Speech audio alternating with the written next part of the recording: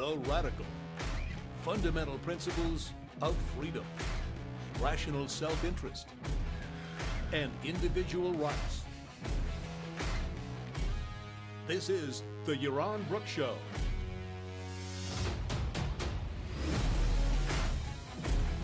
All right, everybody, welcome to Yaron Brook Show on this Friday, March 7th.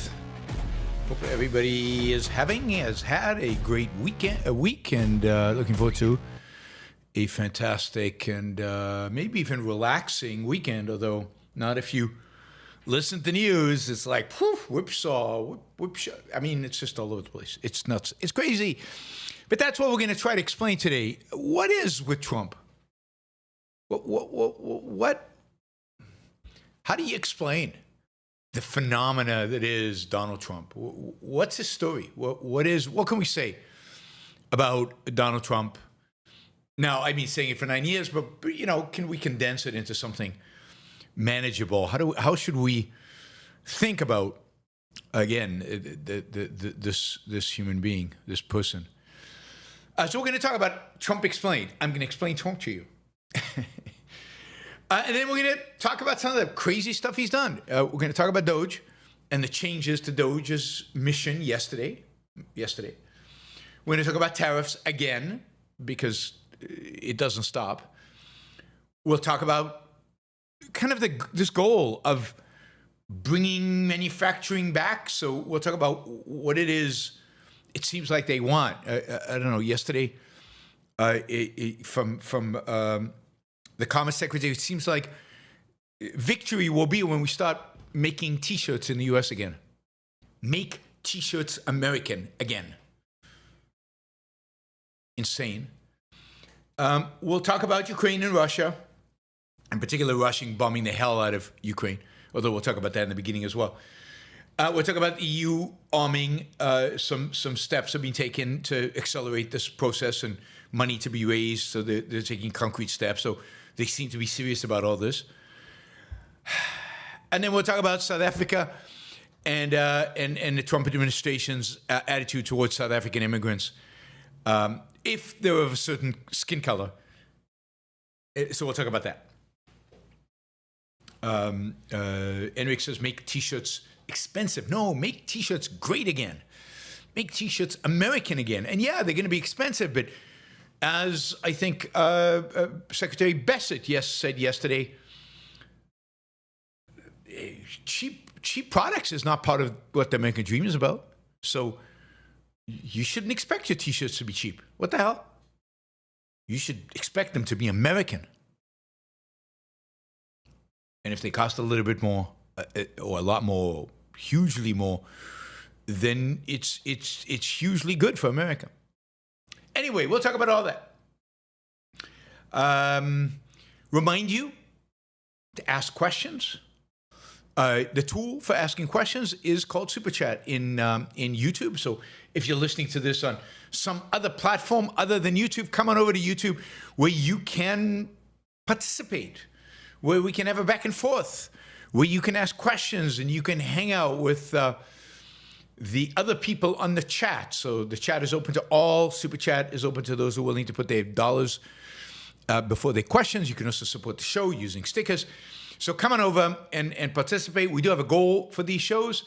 It's $250 for every hour that I'm on. So please consider supporting the show and achieving that goal. Remember, value for value. So let's start by asking this question. We've been talking about Trump for 9 years now. I don't think I ever talked about Trump before he announced he was running for president. Talked a lot when he was running in 2016, and then, of course, through his administration, 17 to 2021. I mean, really, Donald Trump has followed has tracked my career as a podcaster, if you will. I've been doing this for as long as Donald Trump's been around. I started a little earlier, but mostly his career in politics and my career in podcasting have overlapped. So it's been nonstop Donald Trump for most of the time. I've had a radio show in Chicago, live radio, where we talked about this, and then I had a live radio show the Blaze. That didn't go too well, given I would rile against Trump, and of course the listeners are very pro-Trump, so very difficult to make any traction with the Blaze audience on this. So what do we make of Trump? Who is this man? What animates him? What actually drives him? What explains what explains all of this? And I think we've talked about this many times. Trump is the ultimate pragmatist. Trump holds no abstract ideas, no real abstract, values, really. He does not hold principles. There are no principles, zero. He has vague notions about how we'd like to, how the things should happen in the future, but he doesn't hold the long-term consequences and play out like you would if you were playing 2D chess, play out what this move will cause in the long run. There's no long run in terms of the moves that he makes. Trump also has no conception of morality, any kind of morality. The categories of good and bad and evil and virtuous have no meaning in his head. There's his momentary interests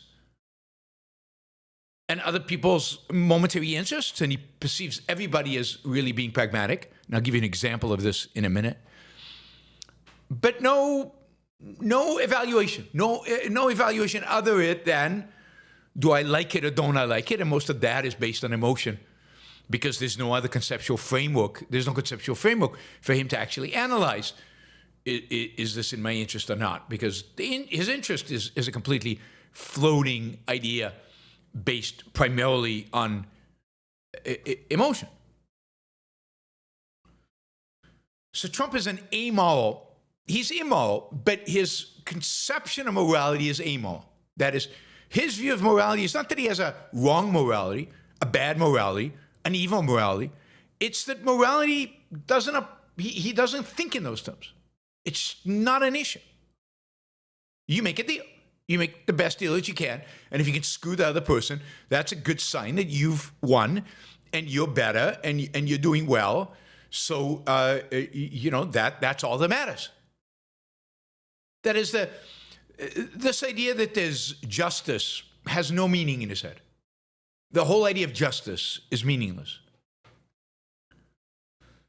The idea that there is right and wrong, the idea that there are good guys and bad guys, that's not conception. I give you a quick example, and this is from a few minutes ago in a press conference. He's sitting at his desk and he's taking questions from reporters. I guess he does this almost every day. He's constantly online. He's constantly in front of reporters. He's constantly answering questions, which is incredibly revealing both of his psychology, his quote philosophy, and also his, as we'll get to in a few minutes, his absolute unequivocal ignorance. I mean, the guy is really, really, really ignorant of lots of things.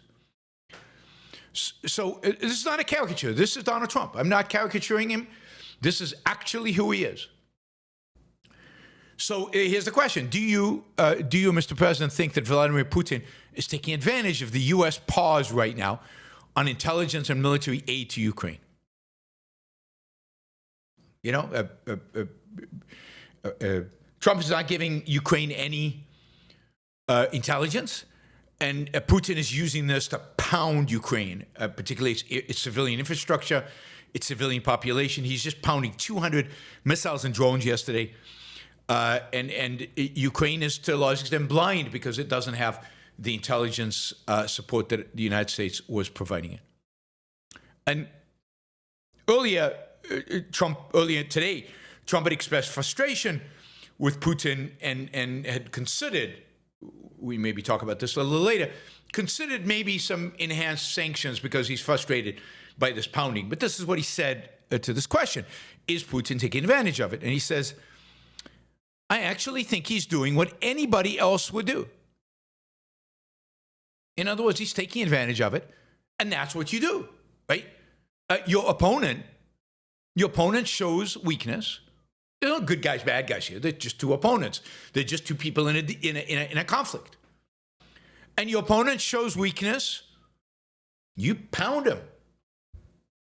You pound him. It's like a boxing match. It's like a sports event. There are no good guys, there are no bad guys. They're just two opponents. One shows weakness, you knock him out.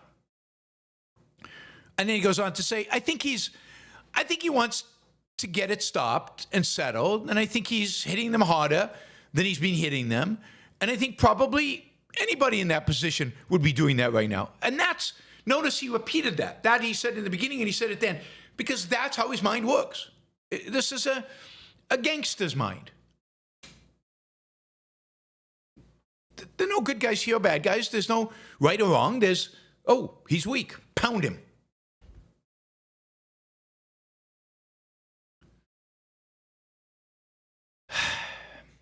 And the whole conversation with Zelensky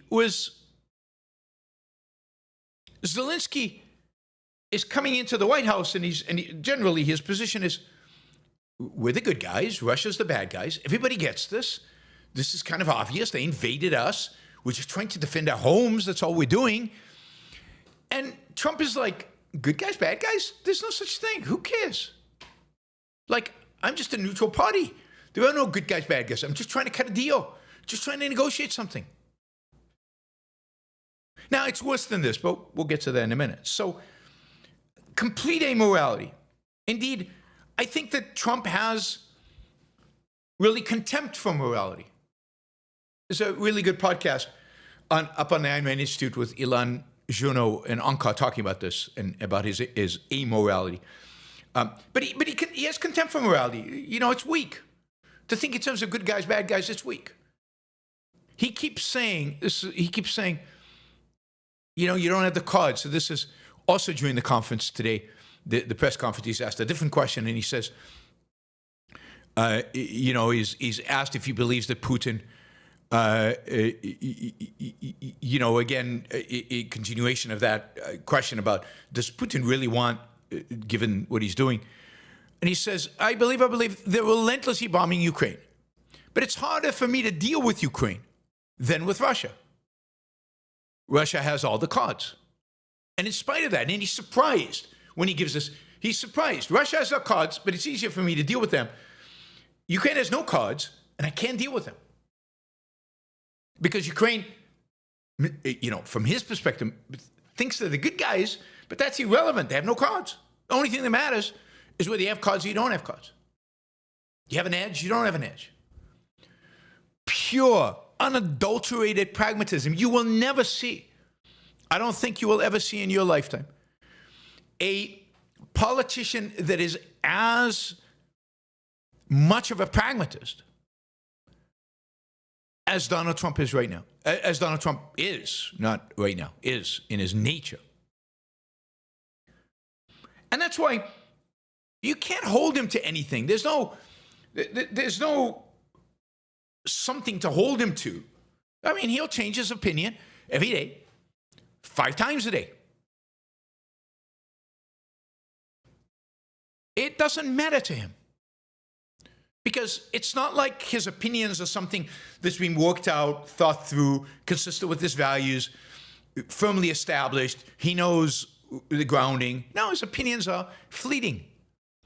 Whoever whispered in his ear yesterday, whatever emotion he happens to have at the moment, that's what dictates his ideas. And generally the frame is, you know, I should be able to do whatever the hell I want to do. I don't like weakness. And everything's negotiable. Everything's negotiable.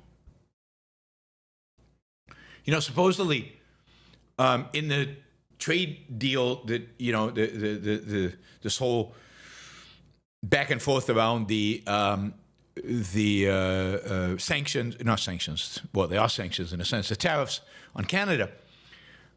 You know, there was this very heated phone conversation with a number of different players on both sides on the phone, and Donald Trump being profane, and anyway, pretty pretty angry.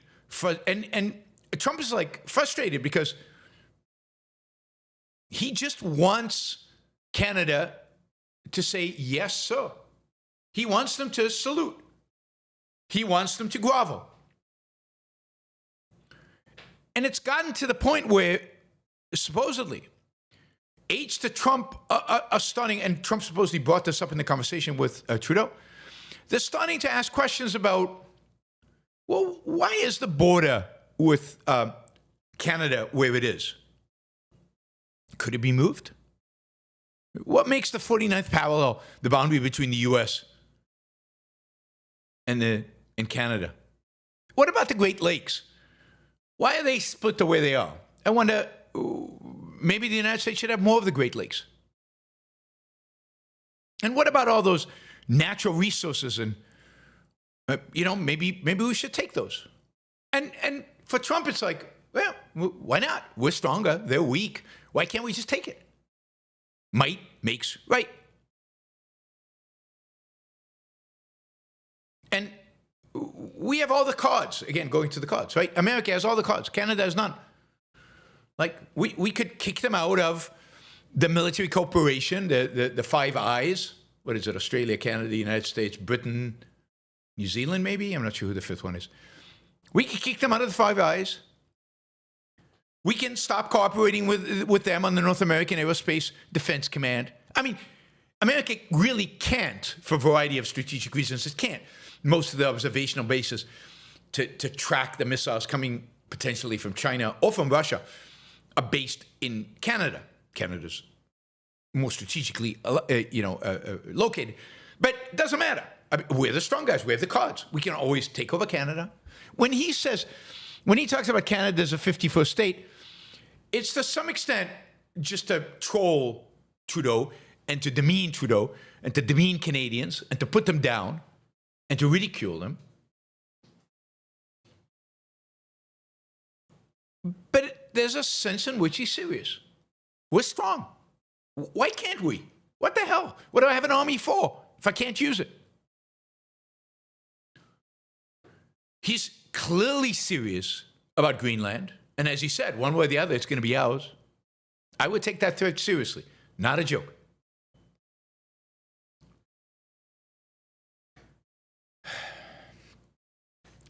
So he's a complete pragmatist. There's no concern for truth, reality. His strong suit is reading people, sensing what's going on with people around him. That's the one reality he is very attuned to. He's unbelievably second-handed, finger in the wind. He knows what MAGA wants. He knows how to appease MAGA. He knows how to get his people excited. But he also listens to the last person who whispers in his ear. That's part of this zigzagging, right? One of the better people in his administration might talk to him and convince him to reduce the tariffs, but then he puts them back on because that's what his fundamental desire is. And then somebody else whispers something else, and he'll go back and forth based on who whispered in his ear last. Very attuned to the vibe, very attuned to other people, very attuned to the whispering going on, and the people's attitudes around him. And then the one thing he's kind of like a mafia boss. He's thuggish. He very much believes that he should get what he wants. He's like that sense. He's like a 3-year-old child. He has no conception of cause and effect. That he wants it. Therefore, he must get it. Now, he knows he's going to be disappointed in life periodically, but generally, he's just going to demand what he wants and cry if he doesn't get it. We saw that after the 2020 election, right? But the only thing he respects is strength, power. And even that strength and power is reflected in how other people view this other person. He admires Putin. He admires Xi. He admires the brutal dictator of North Korea. Because they get to do whatever they want. Nobody tells them no. You remember that thing where he said, why don't people stand up when I come into a room? And when he said, you know, Xi's generals do what he tells them to do. How come my generals don't? Because your generals swear allegiance to the Constitution, not to you. Maybe that's it. And in that sense, he loves dictators. He truly does. He would love to be a dictator. He knows he's not. He's somewhat constrained. He pushes the envelope. Certainly in this term, he is pushing the envelope much more than he did the first term because he learned from that he can. And last time he had a lot of adults in the room with him. This time the adults are gone. There are very few adults. And the adults that are there are pretty weak. He chose them based on this. He surrounds himself with relatively weak people. And so, he's going to push his constitutional boundaries. He's going to try to get away with everything he can because he wants to be Putin. He wants to be America's Putin. And to some, he might not be quite as bloodthirsty and as crazy and as ambitious as Putin is. But for an American president, he's about as close to Putin as anybody in his desires, maybe not in his reality.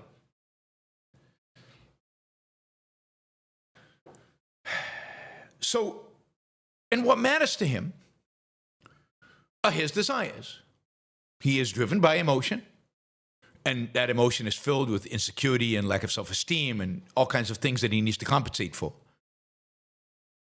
But it is his desires, his emotions, his whims that drive him. And what frustrates him, what gets him really angry, and what got him angry at Zelensky, is when his whims are not accommodated. Zelensky dared to speak back. Zelensky dared to actually contradict him. Zelensky dared to argue the virtue of his cause when Trump knows that virtue has nothing to do with this. Zelensky has no cards. Says, shut up. You have no cards. You should be weak. You're supposed to be weak. He has no conception of moral strength, right? How come Zelensky speaks back to him? Zelensky has no cards. He should be groveling. He should be on his knees. It infuriates him that somebody in Zelensky's... Now, if Zelensky was strong and powerful, okay. Putin can talk back to Trump because Putin has the cards. Zelensky has no cards. How dare he speak to Trump?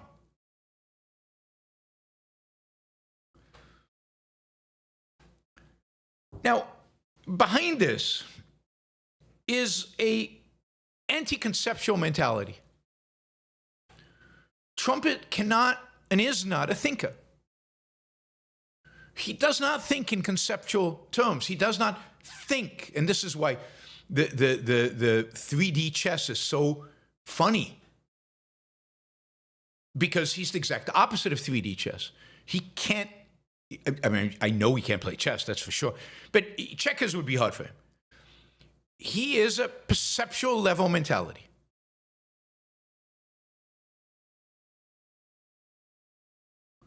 He can see things, he can feel things, but he can't really abstract. His thinking only goes so far. It won't go to the next level. And that, that makes him impulsive, that he acts based on his whim, on his perception. But he is what Ayn Rand talked about in her essay, The Missing Link. He is a missing link. Yeah, he's built buildings. He knows what people want, and he knows how to get people to do his bidding. There's no question about that. He can manipulate people, and he's very good at that, and he's done it very well. And sometimes it's successful, and sometimes he goes bankrupt, and he just keeps on going because it's his whim that what matters. He couldn't be an engineer.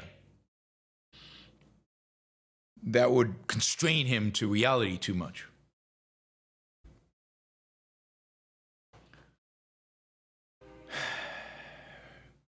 He wants people to be scared of him.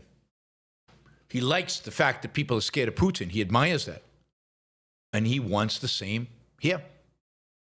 And again, when people are not afraid of him, he resents that. And he lashes out. This is why he couldn't get along with John Bolton or with Mathis or with so many of the people in his first administration, because these people were not scared of him. They talked back. They had their own views. They disagreed. And therefore they couldn't last. The secret to lasting in a Trump administration is, yes, boss. Whatever you want, boss. You're absolutely right, boss. And the thing about this is, he is unbelievably ignorant. He just doesn't know anything. So he doesn't understand trade. We've talked about this over and over again. He doesn't understand trade. He really doesn't. He can't conceptualize trade. He can't conceptualize win-win. He can't understand trade relations. He can't understand international finance. He does not understand the trade deficit, the current account, how you do that counting. That's way too abstract for him. So he is truly ignorant of economics. There just seems something wrong in sending your money overseas and getting stuff, and we're not talking about necessarily just cheap Chinese stuff. We're talking about stuff from Canada, stuff from Mexico, stuff from the EU, really nice stuff like BMWs and Mercedes-Benz. And he can't get the nature of that. It seems like a loss to him, and I think it does.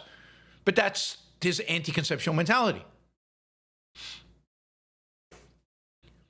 And he doesn't understand the consequence of trade. I'm sure his previous Treasury Secretary, Chief Economic Advisor, his current Treasury Secretary, Chief Economic Advisor, have tried to explain that trade deficits are not bad, that trade is good, that international trade is wonderful. They've tried, I'm sure. They've run through all the arguments. He can't get it. His mind, it's not an issue of IQ. It's his mind can't conceptualize it. He can't figure it out. He can't think in abstract terms.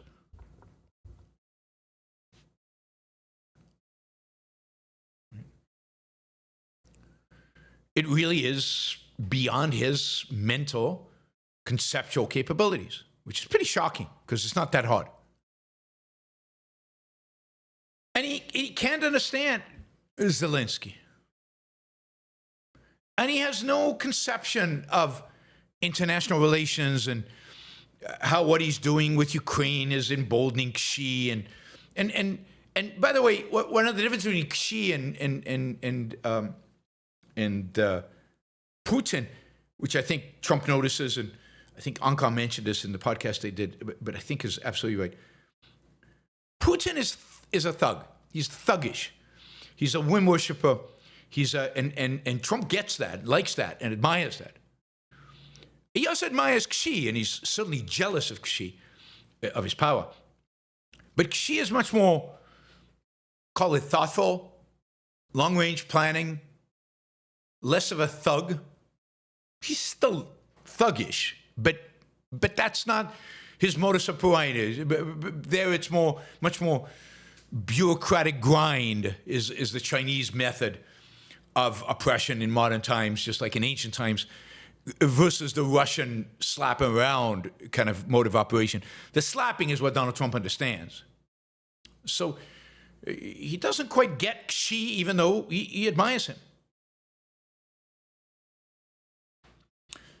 But he's completely ignorant. I mean, there were a number of questions asked to him. For example, he's now really upset at Japan.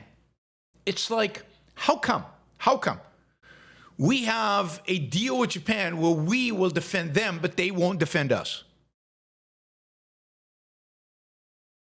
Well, I mean, if you know anything about the history of post-World War II, you know that General MacArthur wrote the Constitution of Japan, and he purposefully made the Constitution, called it a pacifist constitution, where Japan was not allowed, in its constitutionally not allowed to develop an offensive military. Its military must be, and it's pretty clear, must be oriented towards defense alone. And that as part of this, it was clear that Japan wouldn't be able to defend itself against China, let's say, because it wasn't allowed to have the kind of weapons, the full army and military. He doesn't know that. The guy is historically ignorant. He just doesn't understand it. He's ignorant about manufacturing. He's ignorant completely, thoroughly about economics, right? He's ignorant about the stock market. I mean, and he's suddenly, one thing for sure, is he has zero understanding of the American system of government and zero respect for it. So he doesn't understand the Constitution. He doesn't know the Constitution. He doesn't understand the concept of separation of powers and checks and balances. He doesn't, and to the extent that he knows it exists, he doesn't understand why, and he certainly doesn't like it. Again, his attitude towards it will be determined by who whispered in his ear. And again, it's the deal. Everything's about a deal. I don't know if we're going to get to this, but you know, the stories right now are he has sent a letter to the supreme leader of Iran, basically urging him to come to the negotiating table to cut a deal. If he doesn't come to negotiating to cut a deal, then Trump will have to use force. But a deal. The primacy is the deal.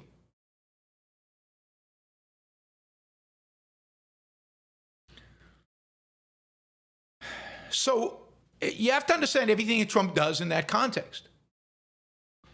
He's an amoral pragmatist who can't think and is ignorant. He might not be stupid in the sense of low IQ, but it doesn't matter because even if he has a high IQ, he doesn't have the capacity to use it because to use IQ, you use your intelligence, you have to have a conceptual ability, and he has that. He doesn't have it. And he can't at this point. He will not develop it. He was not going to change. He is who he is. Another example of ignorance, just from today. These are all from today's press conference. Somebody said, asked a question about Europe. He said, Europeans, you know, NATO, we have this Article 5, and they expect us to come and defend them under Article 5 if they get attacked. But if we got attacked, they would never come and help us. And you'd think that the President of the United States would know that the only time Article 5 has ever been applied, ever been called for, was after 9/11 when the United States applied Article 5, and indeed NATO, European countries, Canadians, Australians, NATO, but Canadians, Australia's not part of NATO, all came and fought side by side with America in Afghanistan, Iraq, under Article 5. They did exactly that. They sent troops. And they died side by side with their American soldiers fighting Islamists. It wasn't symbolic. It was real. We'd been attacked and they joined forces. And if you look at casualties, they suffered 1,000 Europeans or NATO members other than Americans died in those conflicts. To America's maybe 5,000. And yes, some of them did not participate in Iraq because Iraq could not be linked directly to an attack in the United States. It made complete sense for them. But many did participate in Iraq. But he's just ignorant. He doesn't know. Or, and this is also true many times, he doesn't care. And this is part of being a pragmatist and being an amoralist is you don't care about truth. You don't care about reality. You don't care about facts. This has to do with repeat that lie over and over and over again, repeated enough times, and people will all accept it as truth. And that's all that matters.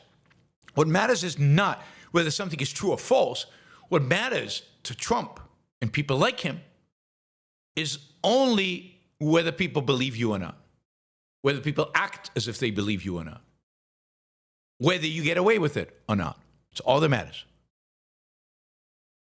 I mean, he was once asked about something he had said, but isn't that a lie? And his response was perfect. His response was, but it worked. It's all he cares about. This is not ad hominem because everything I'm saying, I'm giving you examples. I'm basing on facts. I'm basing it on examples. And if you can't fill in the examples from the last 9 years, then I don't know where you've been. But I'm giving you a few examples. I could give you hundreds of examples for each one of my claims against Trump because they're right there staring us in the face.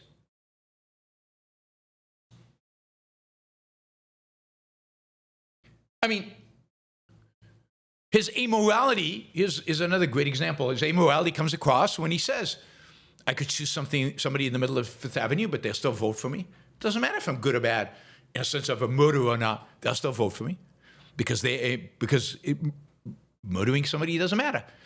And here's what he said about Putin in 2016, first time he ran.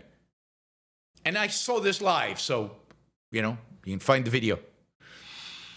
He was asked about his relationship with Putin, and he liked Putin, and he's had a good relationship with Putin.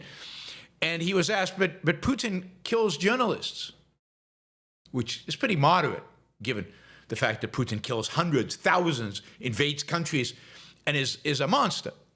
But he was asked, Putin kills journalists, and Trump's response was, yeah, we all kill, every government kills people.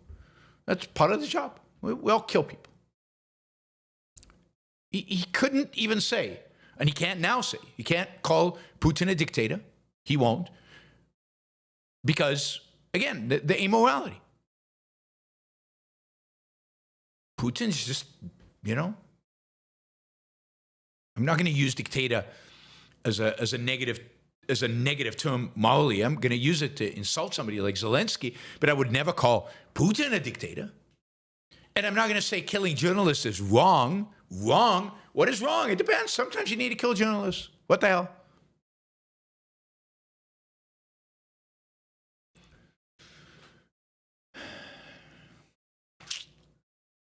So this is who Trump is.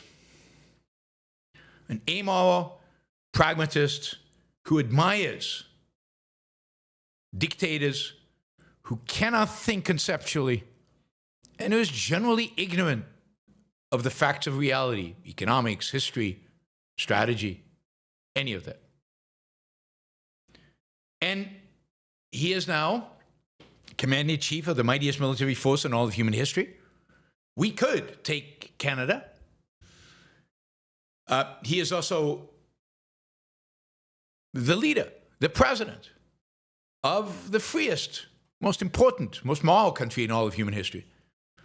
And just let that sink in terms of just how tragic that is. And if you understand why I've opposed Trump from the beginning and opposed him getting elected and opposed him being president, this is why. The idea that somebody like him could be president of the United States of America. Fine if he was president of Russia.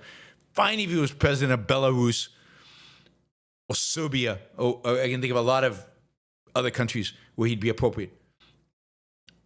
But the United States of America is just so despicable and horrible. Now, I get it. Biden wasn't even terrible. He was just not there. He was unconscious. But, Obama was terrible and all these other people were terrible, but not like this. Not in terms of of who they were and what they were. They weren't None of them exuded this kind of amorality, this kind of anti-conceptual mentality. All right, that's my explanation for Trump. Do with it what you will. Some of you will probably unsubscribe. Some of you should subscribe. If you're watching right now and you're not a subscriber, press that subscribe button. It doesn't cost you anything. You will be alerted when the Yaron Brook Show goes live. And if you like this show, even a little bit, you get some value out of it. You're listening after all. I guess you get some value out of it. Please like the show. Press that thumbs up button because that really helps the algorithm. It really gets the show more exposure, helps us grow, helps us get out of there. We got some momentum. Let's keep the momentum going. Okay, let's talk about DOGE yesterday. Interesting development with DOGE, but not unexpected. DOGE for the last 40 days have been creating mayhem and chaos. Chaos for Trump's government. It's not clear what authority DOGE has, what responsibilities they have. They can send out emails to employees saying, unless you respond to me, DOGE, you get fired. And a lot of the secretaries and heads of agencies are like, wait a minute, we're in charge. We're supposed to decide. And shouldn't we be firing the least productive employees, not just who doesn't happen to answer your email or happen to be, when they were employed, to fire all the new people first? Maybe the new people are the most productive people. Who knows? Anyway, this has created a lot of conflict within the administration over the last few weeks and a lot of back and forth and a lot of issues. And I think that there's rebellion within the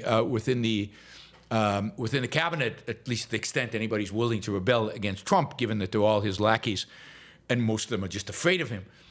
There has been some. And so yesterday, to clarify all this, Trump convened a meeting of his cabinet with Elon Musk there. And the message was clear. It's the right message. Give him credit. This is the right message. But I don't think he had many choice. I think this is the message his cabinet was delivering. And that is, each cabinet member is in charge of their department.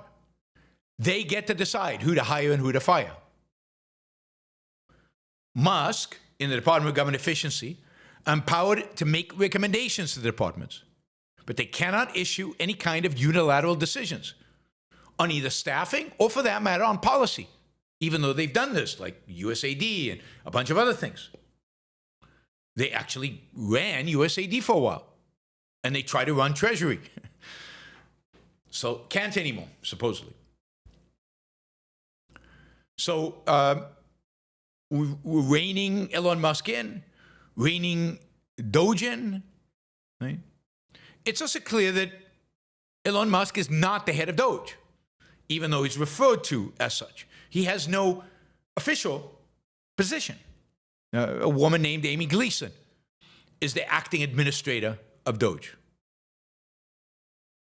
So a little bit of attempt to bring some stability and clarity and sanity as people were freaking out in his administration.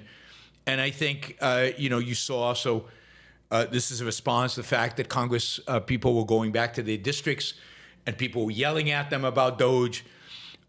So you also got a sense yesterday, we talked about this, that Congress was saying that DOGE was losing it and out of control and they needed legislation and they should only be advising, not actually executing. And so Congress and the Senate were up in arms. And I think all of that, again, Trump is very attuned to the vibe, to the sense, to what people around him want.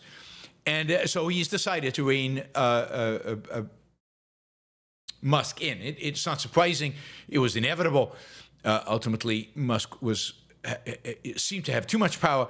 We'll see where this leads. We'll see how long Musk stays in this context of less power. It's going to be very interesting. But basically, in a sense, a return to normal. DOGE is an advisory organization. And, the secretaries of the different departments and the heads of the different agencies get to ultimately make the rules. We'll see how long DOGE survives now. We'll see how long Musk stays with it. As we know, Tesla's having problems. Yesterday, the SpaceX rocket exploded in space or fell apart on its way to space. Some pretty dramatic photos of that. Taken from airplanes where the debris is a little scary. But, Elon Musk might have an excuse to say he's got to go and attend to business rather than play at government henchman. I think this is step one towards this whole program going away, as I predicted.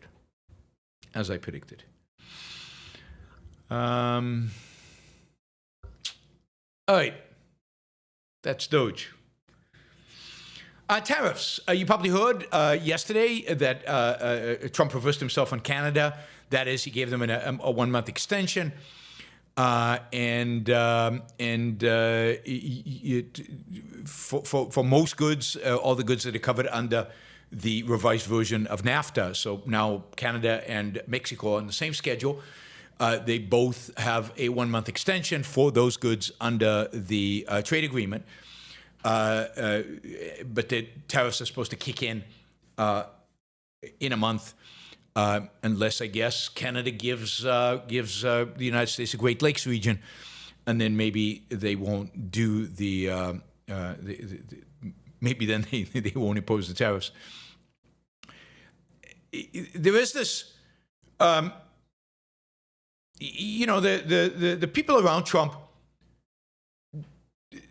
put it this way, the better people around Trump really don't know what to make of the whole thing of tariffs. I mean, I'm not talking about Navarro, who was an idiot. That's ad hominem, although I've said so many thinkers about Navarro over the last 10 years and justified it and quoted him and talked about it, that I think I'm in a position where I can say Navarro's an idiot, and those of you who listen to me regularly know what I'm referring to. But he's not a very good economist. He's a very bad economist, and he's the only one who's really committed to the tariffs. Maybe Lutwik is as well. I have no respect for Lutwik. He seems, again, not very smart. He ran a business. That doesn't mean he knows any economics. He doesn't. But people like Bassett and some other people around Trump, I think, know at the end of the day, the tariffs don't make any sense. And what they've done is they've constructed a system of rationalization for this, a system of to try to rationalize it, right? And that is, they've come up with this idea that there are three purposes for the tariffs, and we can juggle between the three purposes and figure this out, right?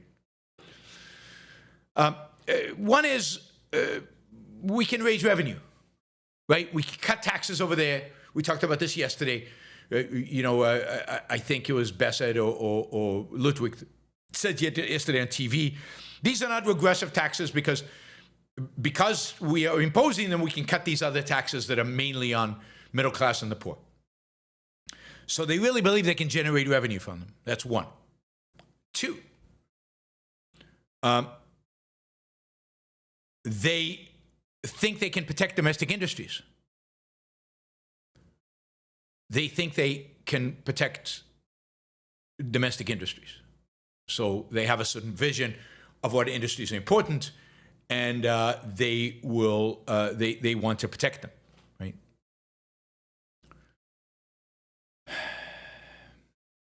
So just take those two, right? Now, the problem with this is that the two contradict each other. You can't have them both. You have to choose. Okay.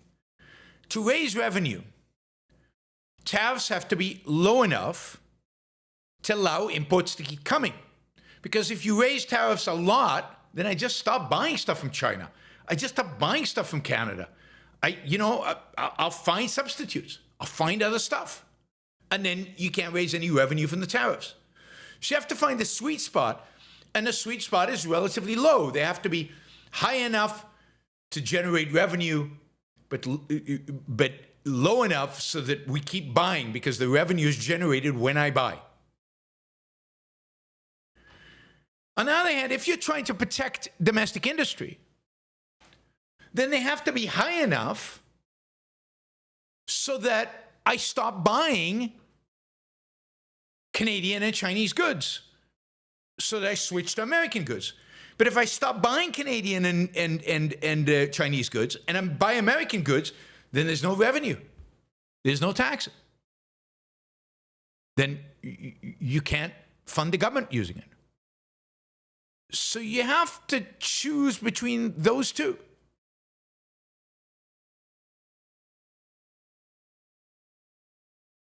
Now, the third leg, the third rationalization, is they're just there for negotiations. But then, what are you negotiating for? And there's really no reason in the world to believe that they're for negotiations. Because that seems like just a massive rationalization for Trump's just impulse that he wants tariffs. The steel tariffs that were imposed on steel in the first Trump administration and now are being increased have nothing to do with negotiation. Who's he negotiating with? He's not negotiating with anybody. He didn't negotiate back then with anybody. He just imposed the tariffs.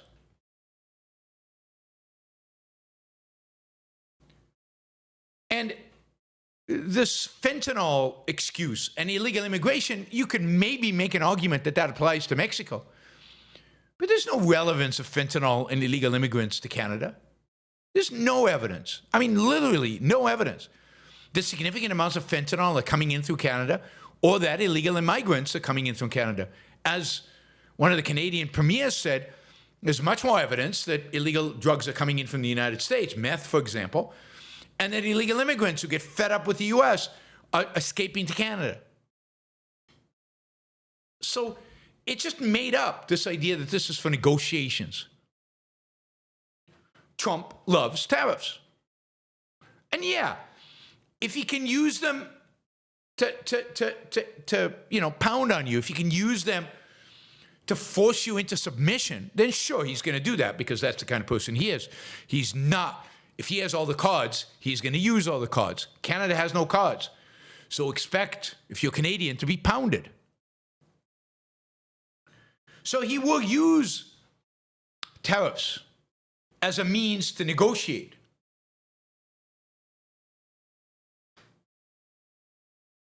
On occasion.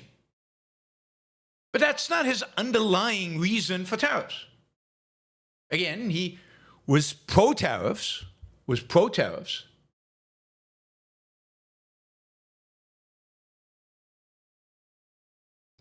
in the 80s. He was anti-trade deficits in the 80s when he wasn't in a position to negotiate. No, if you actually look at him, you can see he's serious about getting rid of the trade deficit. He's serious about tariffs. He loves tariffs. One of the things he likes. And these people are trying to rationalize it. They're trying to juggle between the excuses. They're trying to go on TV and explain them, and they can't. And they're frustrated because it's not working. There is no reason for these tariffs. Zero, zilch, nada. They make great campaign sound bites, but in reality, they are lose, lose, lose, lose. And somebody like Besant knows this. And yet he has to go on TV to defend them. I feel sorry for him a little bit, just a little bit. Just a little bit. One of the reasons you don't want to go work for Trump.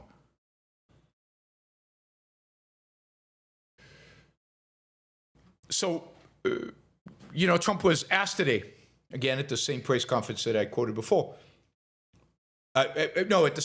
Before he took questions, he signed this order temporarily eliminating his own tariffs. Now, why was he doing this? Why was he eliminating the tariffs that he placed? What was his excuse? What did he explain it?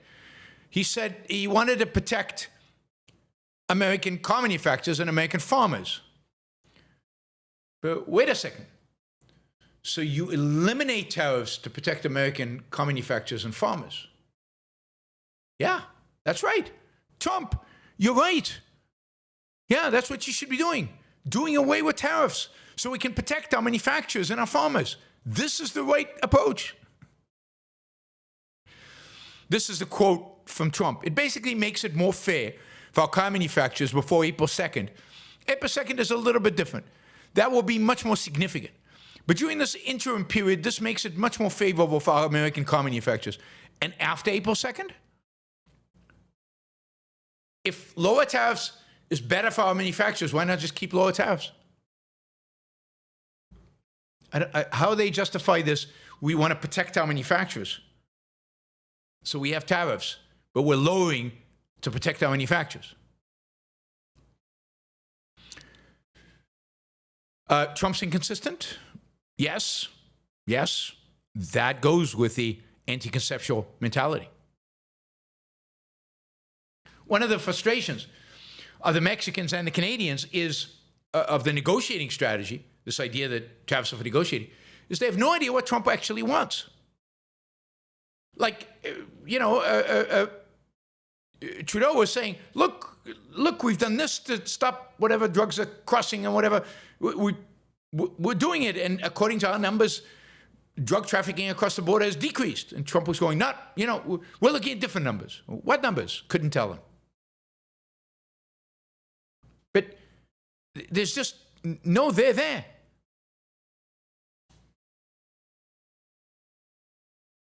No there there. And the Mexicans are like, 10,000 troops we put at the border. We did all the things that you wanted. You're still putting tariffs on us, but now you're reducing them. And then what will we have to do so you don't increase them April 2nd? Nobody knows. Nobody has any idea what Trump actually wants, because at the end of the day, it's not about negotiating. It's not about negotiating.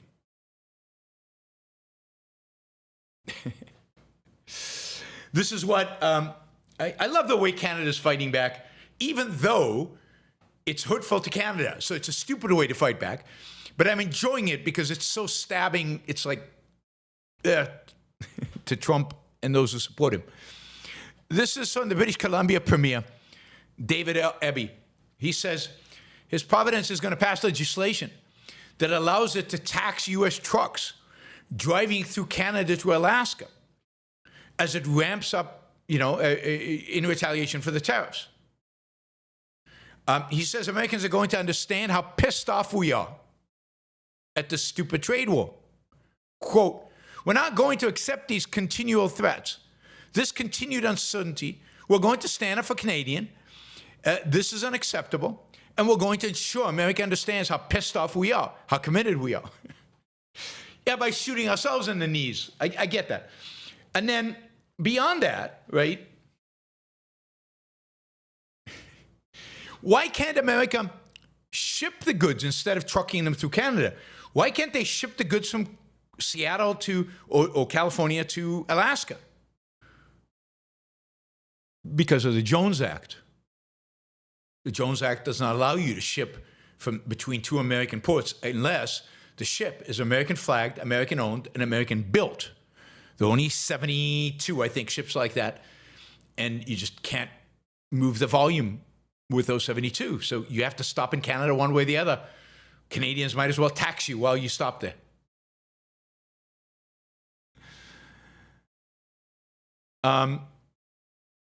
Yeah, we'll skip that. The other thing, just showing Trump's ignorance again, Trump is really upset at VAT taxes. VAT, value-added taxes. I don't like VAT taxes, but he's really upset at VAT taxes. Other countries have VAT taxes. So he's calling for targeting VAT taxes, value-added taxes, as part of the reciprocal tariff plan. He's going to count the VAT as some kind of tariff, even though it's just a sales tax, a complicated sales tax, but a sales tax. It doesn't discriminate against U.S. goods. But that's the kind of ignorant he is. He's ignorant.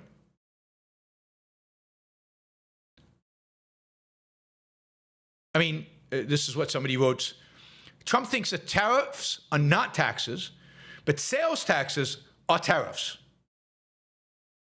That's Orwellian. Or dumb. I think more appropriately dumb. Just unthinking. All right, finally, I have to read you something positive, right? This has been very negative, and it's going to get even more negative. I have to read you something positive, so I'm going to read you this positive statement. This is Milei writing about free trade. Javier Milei. Quote, "We need to get back to Argentines, the freedom to trade with whomever they wish." Now, I want to stop there because that is a revolution. Notice how Milei turns international trade into something individuals do. Now, I only know one other person who's vocal about that. I mean, there are a lot of other people who do this, but in terms of regularly on a podcast, me. Trade is between individuals. This is so good. So good.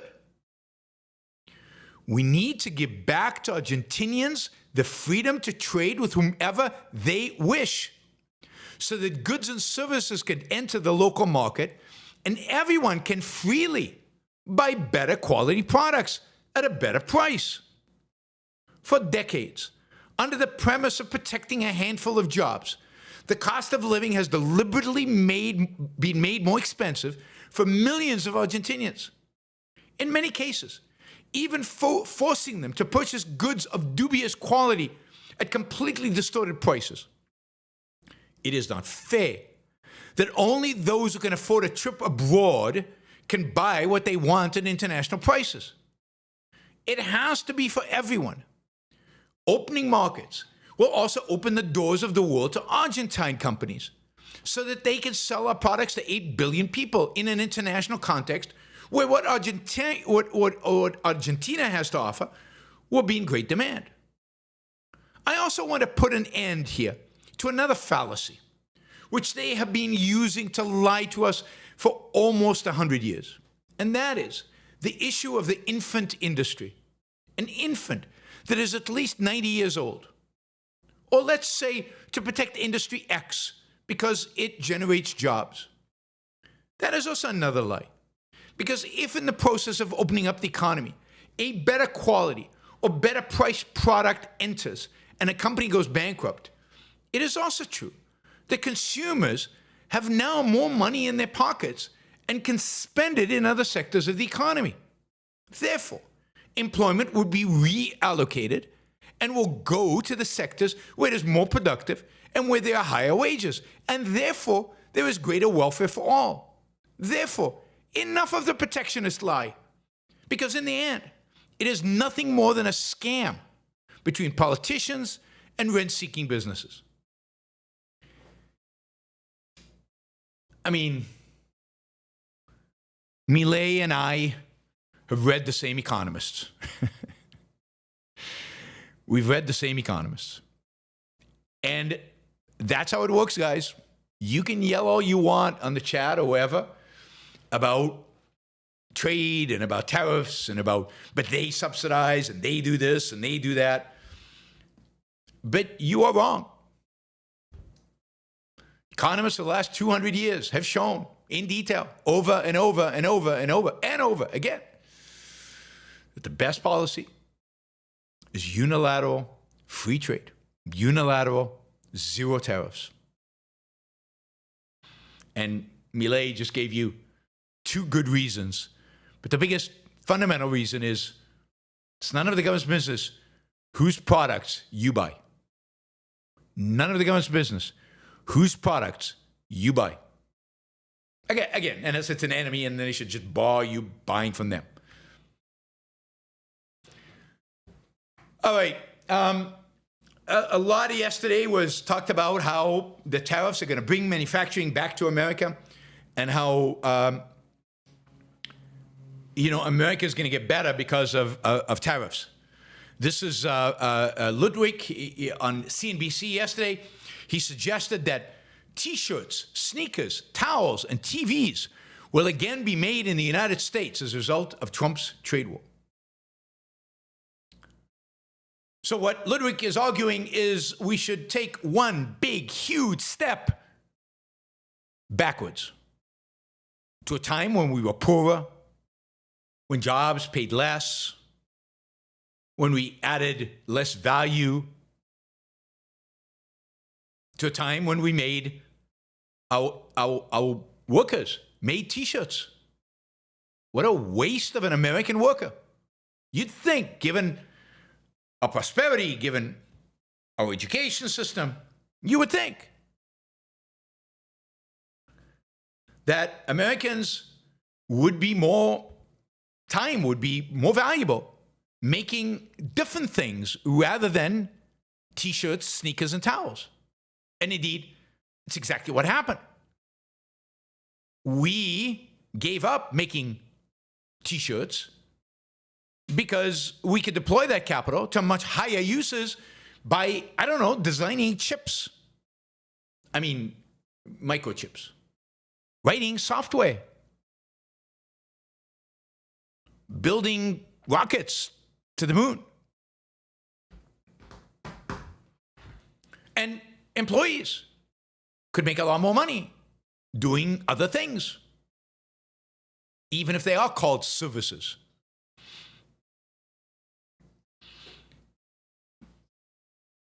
I mean, there is a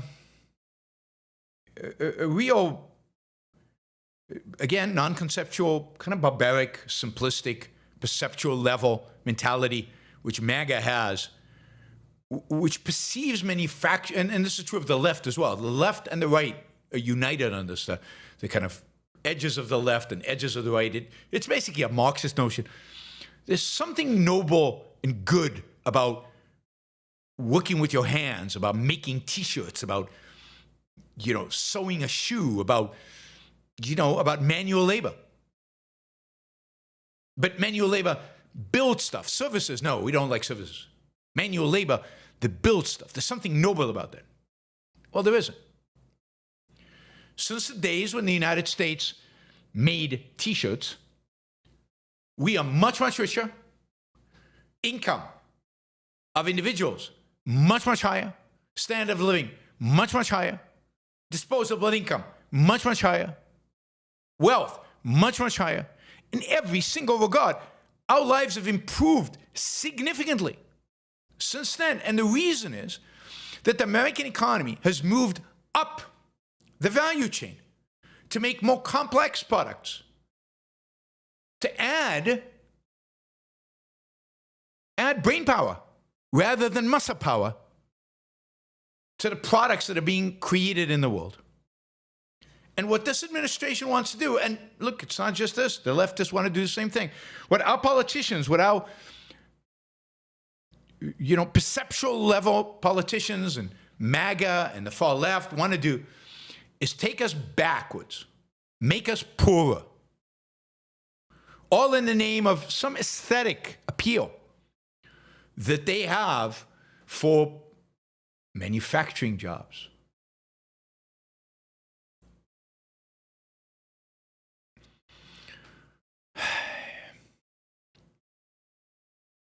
By the way, the United States has a global trade surplus in services. If you look at the money going back and forth in terms of services, the United States exports more than it imports. We're a powerhouse of services. Services include software writing, finance stuff, designing chips, like TSMC makes the chips, but almost all chips are designed in the United States. Tech generally is a service industry. Apple iPhones, what the contribution Apple makes to the iPhone is a service contribution. And yet, these Trump bootlickers,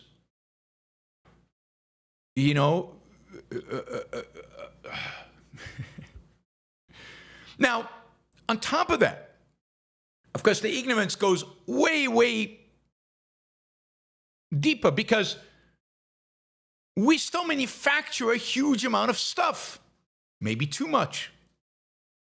I don't know, maybe too much. Now, it's true, China has grown. China manufactures $5 trillion worth of stuff.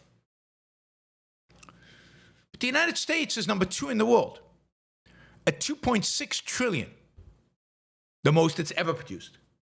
By the way, The next 4 countries, Japan, Germany, India, and South Korea, combined, Japan, Germany, India, and South Korea combined manufacture less than the United States does. The United States is a manufacturing powerhouse. And in terms of value-added manufacturing, that is, think of low value-added manufacturing as assembling an iPhone. The assembly is low value. It's just muscle. But, you know, think of products that require precision, require the mind. The United States dominates that kind of manufacturing. The largest in the world. Number 2 is South Korea. Number 3 is United Kingdom. Number 4 is Germany. 5 is Japan. China's way down there. Because most manufacturing in China is low value added. So this is what the Ludwigs of the world want to save us from? Give us t-shirt manufacturing, which is low value added. They want to replace our leadership in tech, our leadership in finance, our leadership in robotics with t-shirts. Can't wait until the United States is a t-shirt empire.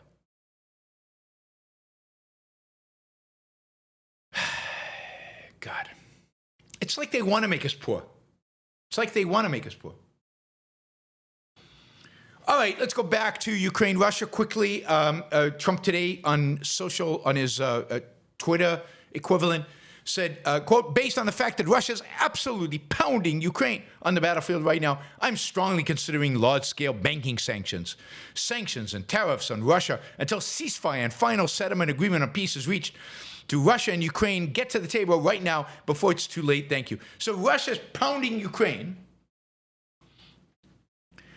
And he's just at this point just maybe considering banking sanctions, but he is denying Ukraine intelligence to protect itself, denying them weapons to protect themselves. And maybe he'll put some sanctions on Russia. But look, he's even-handed. He's trying to be fair, and he's just a middleman in trying to get this negotiations going. It more concretes for what I was saying earlier. And by the way, Putin and Lavrov and the rest of the Russian administration, when they were asked about peace negotiations, they kind of laugh. It's like, we're not interested in peace. I mean, we're interested in peace if we get everything that we want. We want these 4 regions in Ukraine are going to be part of Russia. It's in our constitution now. We've annexed them. And if we can't take the territory by force, we will take it through a peace deal. And, you know, we will never, ever, ever accept European or American or any foreign troops in Ukrainian territory, unless they're Russians. You know. And indeed, yeah, so we're going to conquer the whole of Ukraine, and we're going to denazify it, and we're going to get rid of Zelensky, and we're going to get rid of anybody who supported Zelensky, and then there'll be peace. But no, we're not negotiating. See, that's how you negotiate. You start out with your most extreme position, and then you come to the table and you compromise. Trump, who's brilliant at negotiation, 40 chess, gives the other side everything they want before the negotiation starts, and then he's surprised that there's no compromise. It's pretty amazing. Anyway, yesterday was pretty brutal in Ukraine in terms of the number of missiles and drones hitting infrastructure, hitting the cities all across Ukraine, including the west, Odessa, and eastern Ukraine, all over. Really, really brutal night they had last night, and they're going to have more of those because basically Trump is not providing intelligence, which costs zero, by the way. Not providing anything to the Ukrainians. I mean, he's punishing them, or he's letting Trump punish them for him. All right.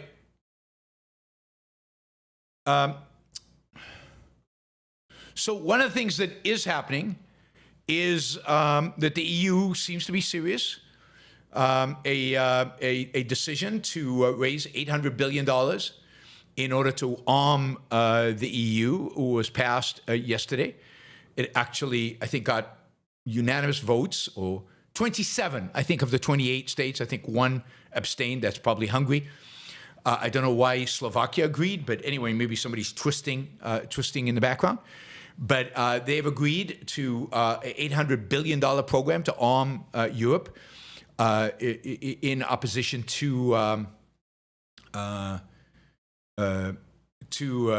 Russia. A number of European countries are now stating that they are evaluating whether, if a conflict ever happens, their American purchased weapon systems are ones they can use without American support.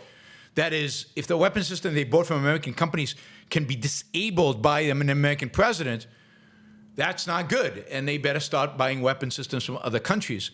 And it might very well be that you'll see a decline in purchases of weapons from the United States, even though now there's a huge rush to spend hundreds of billions of dollars on weapon systems. The U.S. might not get any of them because the U.S. might actually, they might decide not to do it because they're afraid that they won't be able to use them when the time comes. Poland, in the meantime, is now saying that they will train everybody in the country for conflict, that they're taking this super serious, but more than that. For the first time, I think, Poland has said that they will consider whether they should develop nuclear weapons, whether they should have their own nuclear weapons and stop relying on an umbrella from anybody, whether it's Americans or, for that matter, the French. They intend to expand their army from 200,000 to 500,000 people. And yeah, he talked about, quote, the most advanced capabilities, including nuclear and modern unconventional weapons. Not sure what that means, but Poland intends to be a player. In the meantime, Turkey. One other thing that Poland is considering, which is interesting, they're considering withdrawing from the conventions banning anti-personnel mines and cluster munitions, which they should, which means that Poland wants to put anti-personnel mines on their Belarusian and Russian borders, which makes complete sense. Russians are very good with the mining. But yes, these conventions don't make any sense. Finally, Turkey is interested in Europe's rearmament against the Russians. Turkey has taken a very pro-Ukrainian position, which is a little surprising, a very anti-Russian position, which is surprising, and indeed is now arguing that, yes, Europe shouldn't rely on America, should become stronger. And by the way, one way they could become stronger is if they invited Turkey to participate. And Turkey wants in on whatever it is that Europe, on this pan-European army, pan-European military alliance that is going to replace NATO. Turkey, of course, is a member of NATO, but Turkey is also an Islamist country with very different goals than Europe's goals. So Turkey trying to play both ways. I mean, ultimately what Turkey wants, I think, and this is interesting, I think what Turkey wants is just like Europe will get Europe, Russia will get, I don't know, a region of influence, and that's maybe Central Asia. China will get Asia, America will get America, and what Turkey wants is the Middle East. Turkey wants to be the Middle East superpower. It wants to be the hegemon in the Middle East, and they want to be a player. All right, what else? Oh, South Africa. There was a quick one on South Africa. God. I mean, this just shows.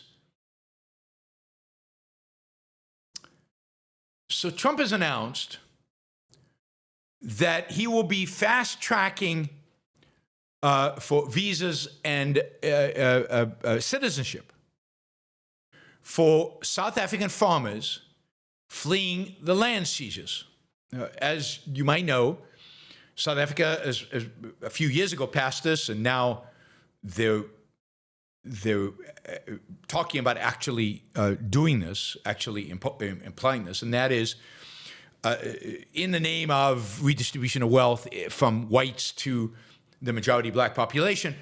They're talking about seizing white farmland that is owned by whites and handing it to the minority, just like they did in what was once Rhodesia, Zimbabwe, which turned the country into complete poverty. Anyway, they're talking about seizing farms in the country, confiscating them with no compensation.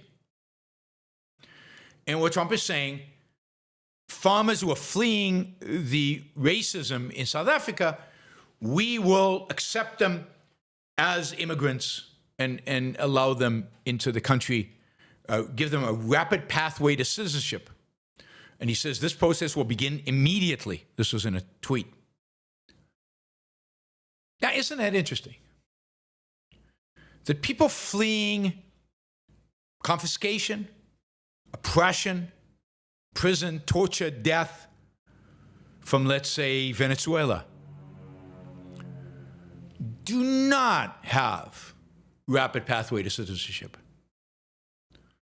People fleeing gang violence, cartels, confiscation, horrors in, Guatemala, Mexico, are not offered a pathway to citizenship. Indeed, all those people are told, don't come to the United States, you're not welcome here, we're not going to give you asylum. We don't recognize you as asylum seekers.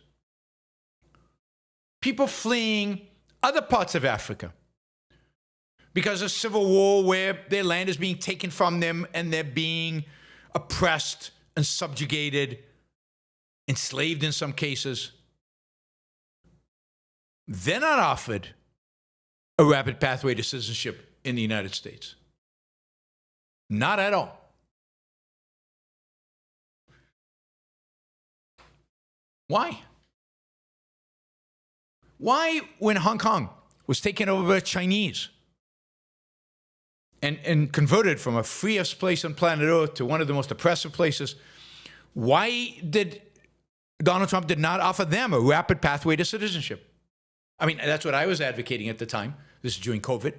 Accept all those Hong Kongers, bring them on. Why don't we do it today?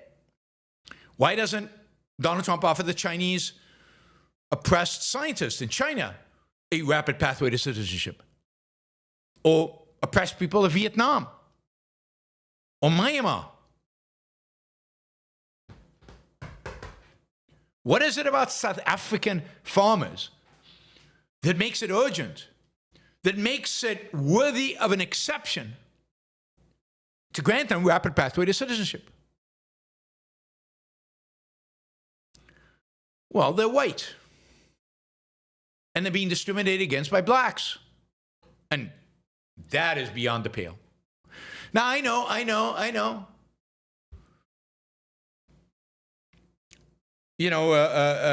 Charlottesville never happened. I made it all up, and my videos on Charlottesville were all made up. This is pure racism.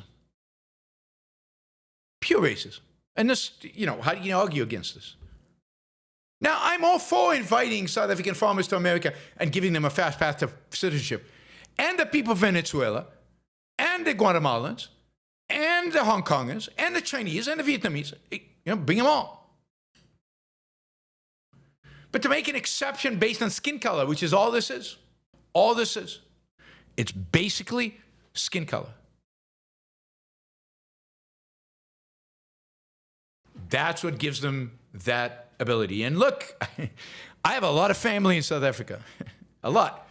I have uncles, I have lots of cousins, first cousins, and more remote cousins. They're not farmers, I don't think, although my grandfather, when he came to South Africa, he started out as a farmer.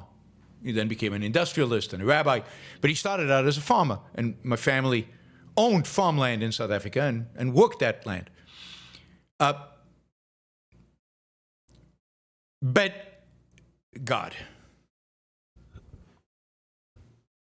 this is about as racist as it gets. Pure, simple. This is, by the way, at the same time, as DEI is evil, which it is. as all racist agendas are evil, but it's okay to be racist if the beneficiary is a white South African.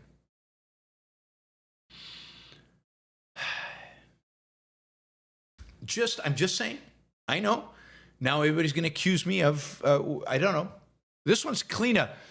You know, in Charlottesville, I actually had to go through sentence by sentence analysis, which I did for you guys, to show you that he really did say what he said. This one seems cleaner. Seems cleaner.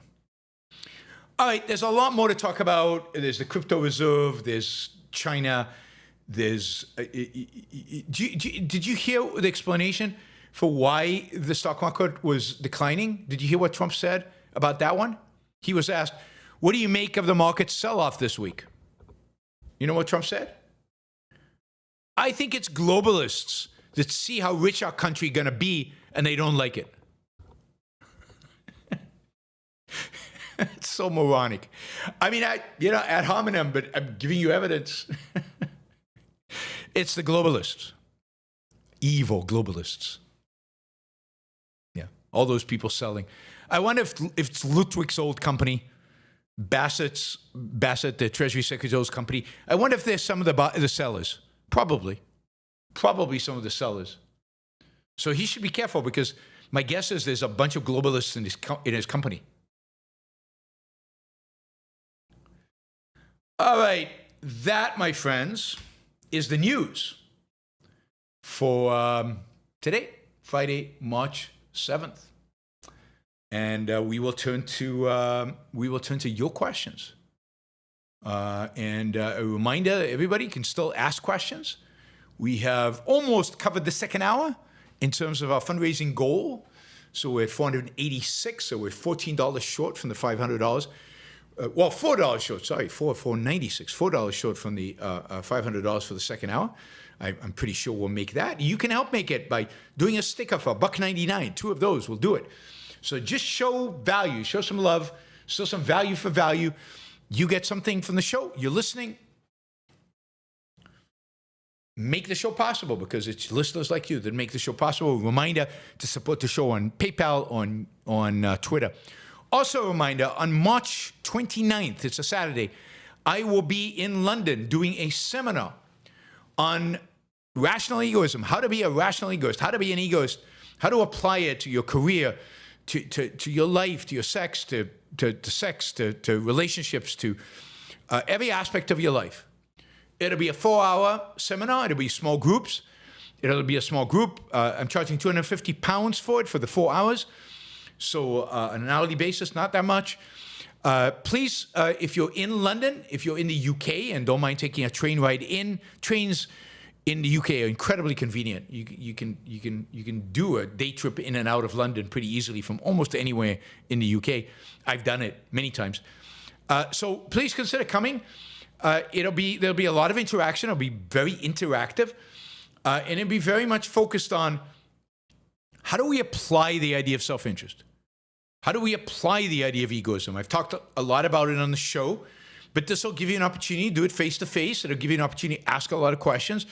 It won't be taped, so it'll give an opportunity for you to ask personal questions that you might not want just out there, but you can ask in a small group setting. So I'm excited about doing it and preparing for it and putting it on. I don't know exactly where it'll be, but it'll be in the center of London, I expect. So we're looking for facilities right now, but partially, I'm not going to rent anything until I know how many people are coming. I do know we got our first sign up yesterday.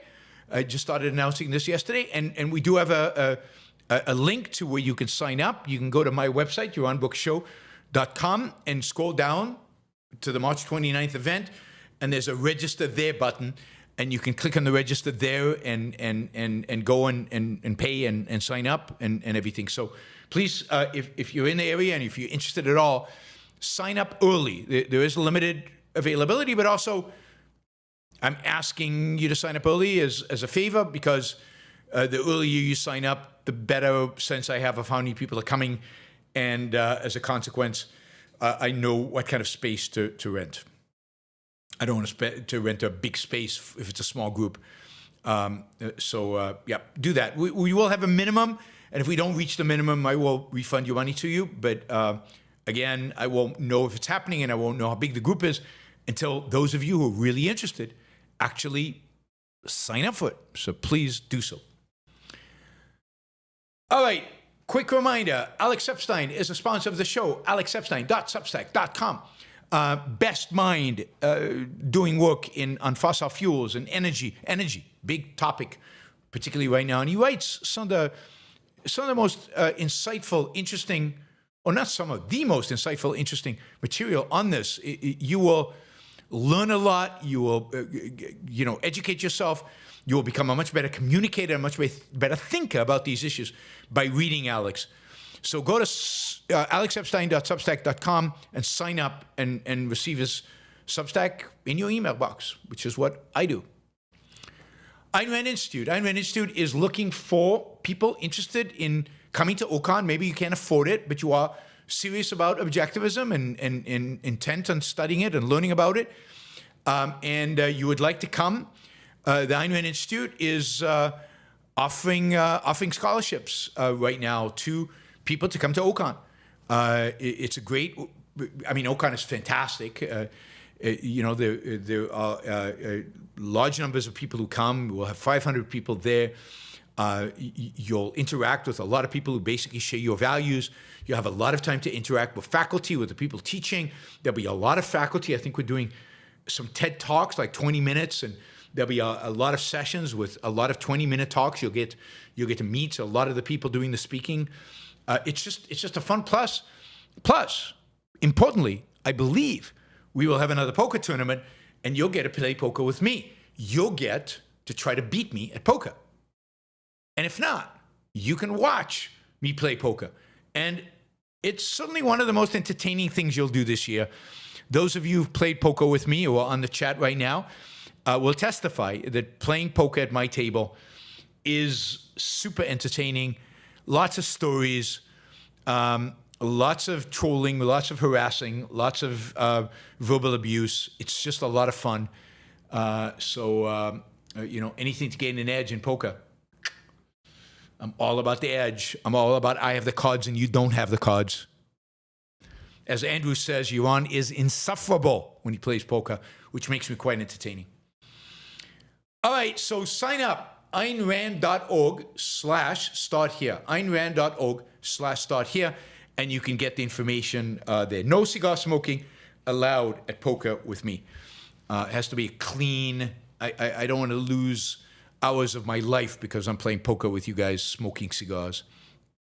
My table has a huge crowd around it, primarily because I've set expectations that A, I will win, and 2, I will entertain. All right. Thank you, guys. Thanks to all the super chatters. We will turn to you. I see we have quite a few stickers. Thank you, John Parker, for the sticker. And thank you, Apollo Zeus. And a lot of these stickers are like $2. Like Apollo Zeus was just $2. That's great. That's okay. You too can do a $2 sticker. Thank you, Jeff Bannister. Thank you, Arum. Arum did $5. So there's Stephen did $10. You can do a sticker at any price point. Catherine did a euro 19 cents. So lots of options here. It's great. And let's see. Let's go. There was a bunch of other stickers. JB, Alan, Bread Pants, William, Nevfell. I might have missed some, but thank you all, guys.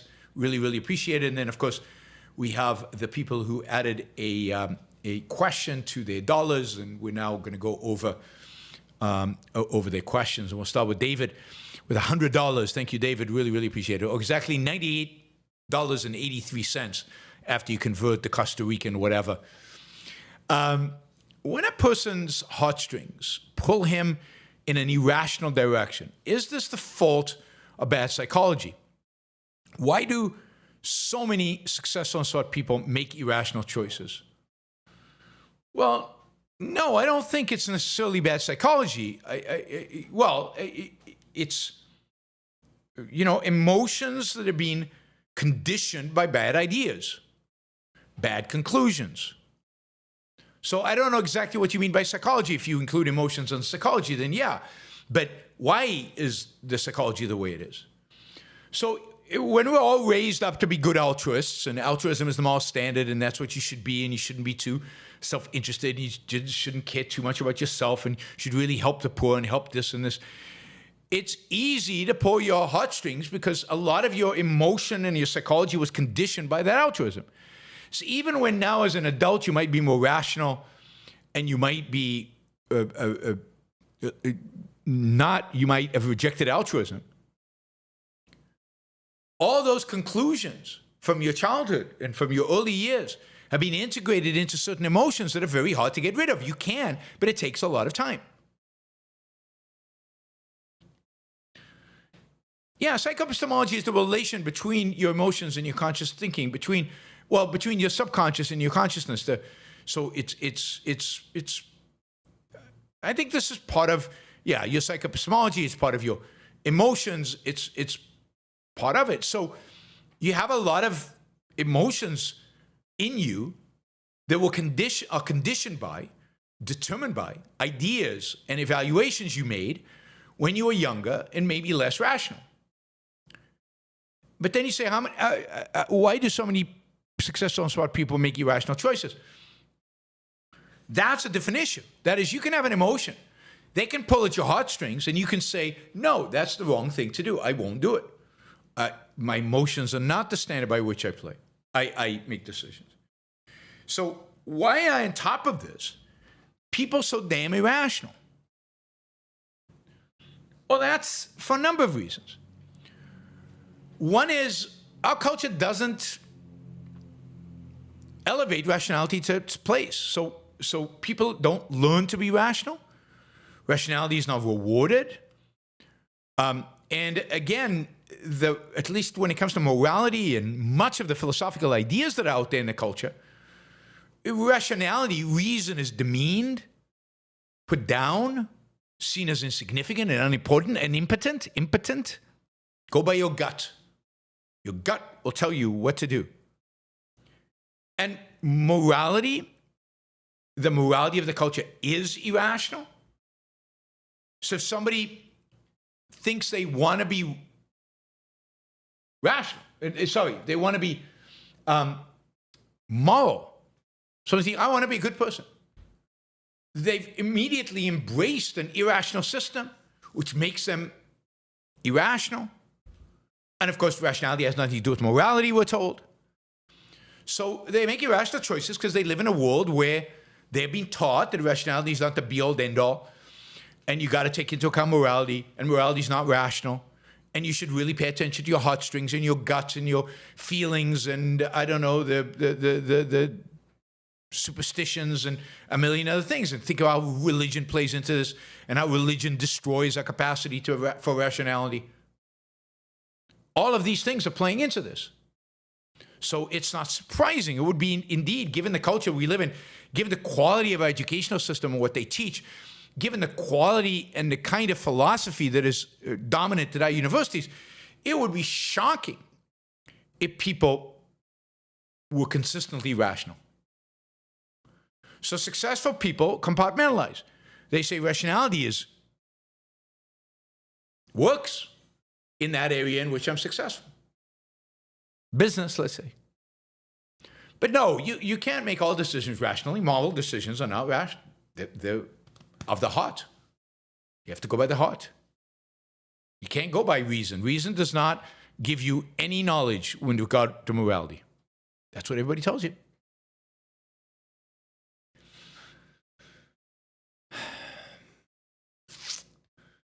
All right, we have another $50 question from Dave. Dave, thank you.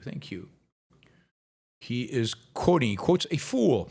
Quote, this is a definition of a fool.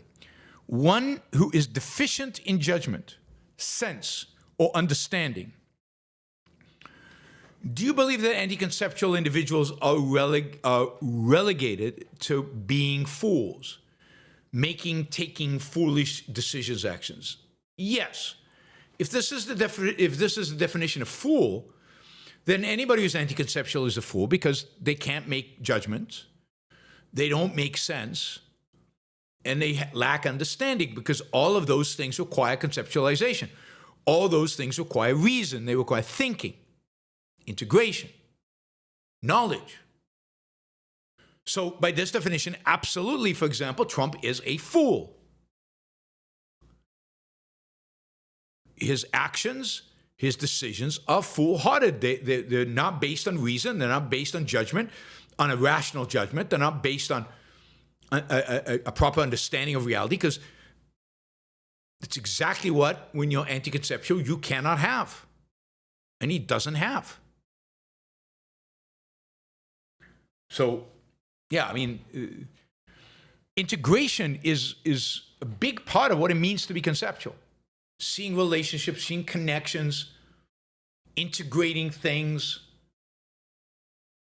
using that to project into the future, using that to come up with principles. So, and that is, seeing connections, integrating things. An anti-conceptual mentality cannot do that. And it's left with emotion, whim, fool, being a fool. Yeah. Thank you, Dave. Wes, thank you for the $50. Really appreciate it. That was Wes with a sticker, getting us much closer to our 3-hour goal. Thank you, Wes. Really, really, really appreciate that.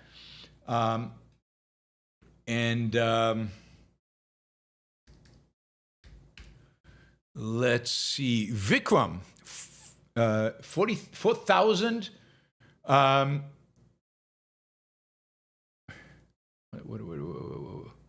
One cent. Sorry, I'm looking for something here. 4,000 Indian rupees, which is almost $50. So thank you. That is very, very, very generous.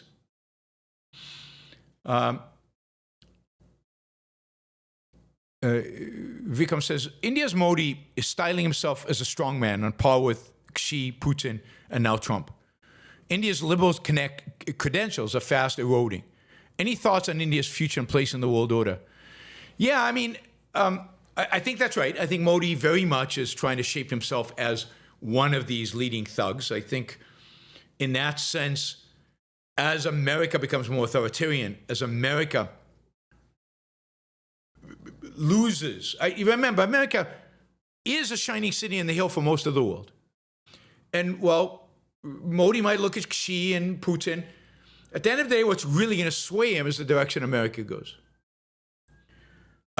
So as America goes authoritarian, I think people like Modi are going to feel emboldened to take their country authoritarian.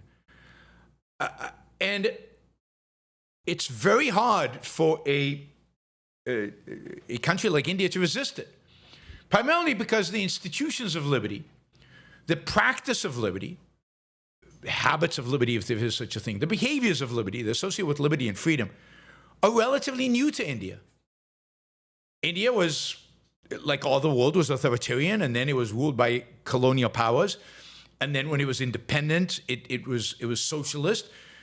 And it started liberating its economy in the early 90s. But, this idea of freedom and liberty and certainly individual liberty are still kind of new to India. And that makes it very susceptible to the kind of strongman that Modi is, and very difficult for them to resist. Now, I was heartened by the fact that Modi lost, or relative terms at least, he did not win a big majority in the last election.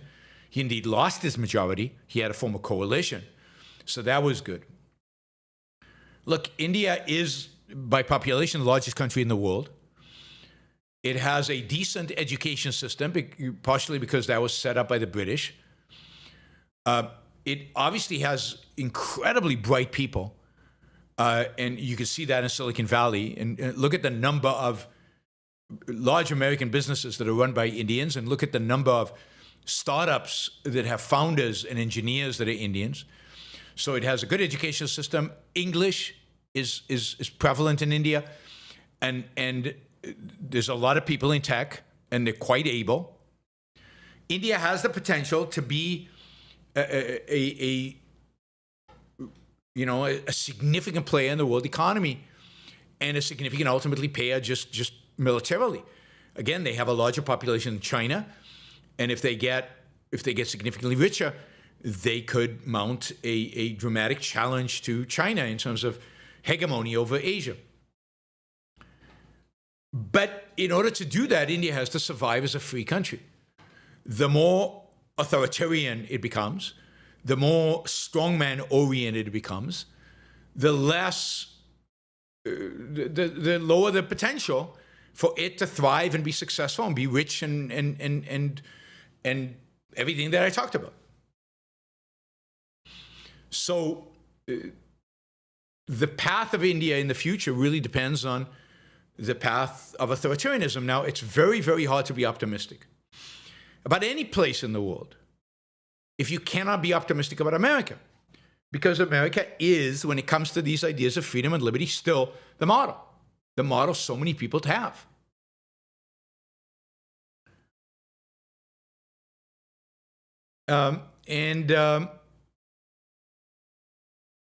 So I don't know. I don't know enough about India, but it's a very dangerous position, very dangerous situation. India is now rich enough to be able to afford a strong man. It needs freedom in order to get rich. And yet Modi is capturing the Indian imagination with his nationalism and in his, I guess, portrayal of himself as a strong leader. And of course, he will get support from people like Trump because they like strong leaders. They want strong leaders. So it doesn't look good. India could play a huge role in the world order in terms of the advantages of being free. It could become richer than China and show the world an alternative to the Chinese model, which is a model based on freedom and liberty. But it doesn't look like that's the path it's going to take. Or if it looks like India will, I don't know, it's not going to collapse. It's just going to chug along, stagnate along. It's not going to blow up and be this new model, this amazing beacon and bastion of wealth and prosperity and freedom, sadly. So, we'll see if the liberal credentials can be resurrected, if there's enough belief in liberal ideas to bring them back. Liberal here, meaning classical liberal, meaning the ideas of freedom.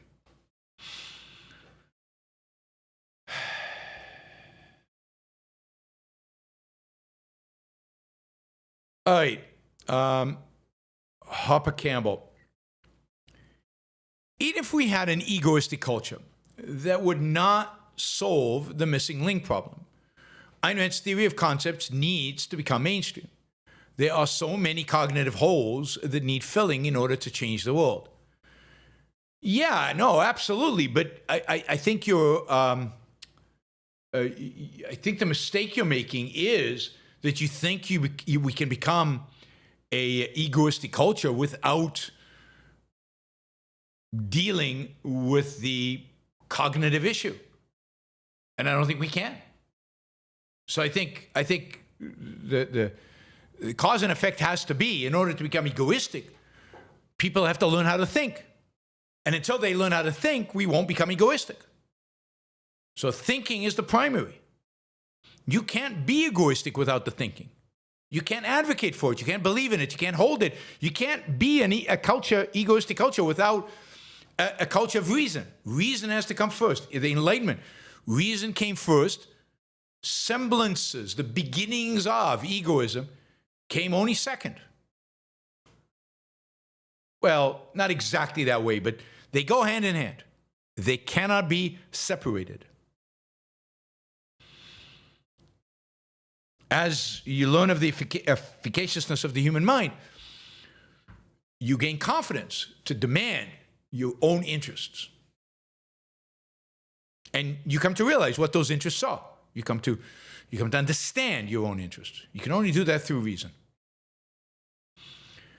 Andrew, Trump is ultimately the ultimate represser. Feeling afraid is untenable, the ultimate sign of weakness. He must make you feel afraid of him, or else it means he's afraid of you, which is the ultimate disgrace. It's the Tate psychology. Yes, I mean it's a psychology that demands physical superiority in some way. He has to be the top dog. He has to be in charge, and that has to be reflected in people's behavior. That's why he will not. And this is a lack of self-esteem, a lack of self-confidence, a second-handedness, and somebody who's afraid that he's not as good as he pretends he is. David, could Trump's tariff cause a resurgence in foreign manufacturers building plants in the U.S., similar to Japan's reaction to Reagan's quota on cars? Yes, but that is a net loss for America. It's a huge net loss for America, because the reality is that American employees could be a lot more productive doing other things other than building cars. The reality is we could import really amazing Japanese cars if tariffs were zero, and those same American workers who are now building cars would be building something more productive. That's how economics works. That's how comparative advantage works. That's how division of labor works. So there's just absolutely no reason why foreign companies should build factories in the United States unless there's some reason to build a factory in the United States, which doesn't have to do with taxes, which is what tariffs are.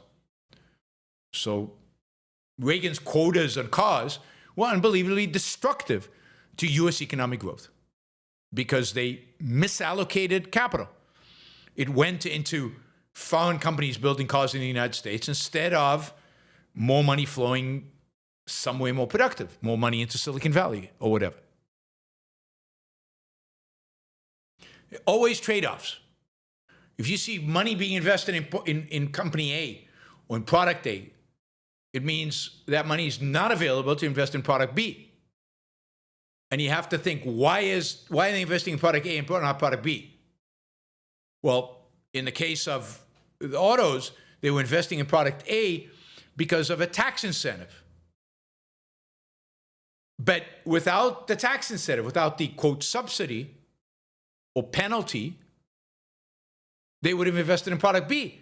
So clearly product B, if you take away the subsidies, is more productive than product A. So we're losing whatever productivity difference between those two, we're losing. Because otherwise, why do you need to inflict pain on the Japanese? If building cars in the United States makes sense, it doesn't require quotas in order to get them to do it. It would just make sense. It would just be the most productive use of capital.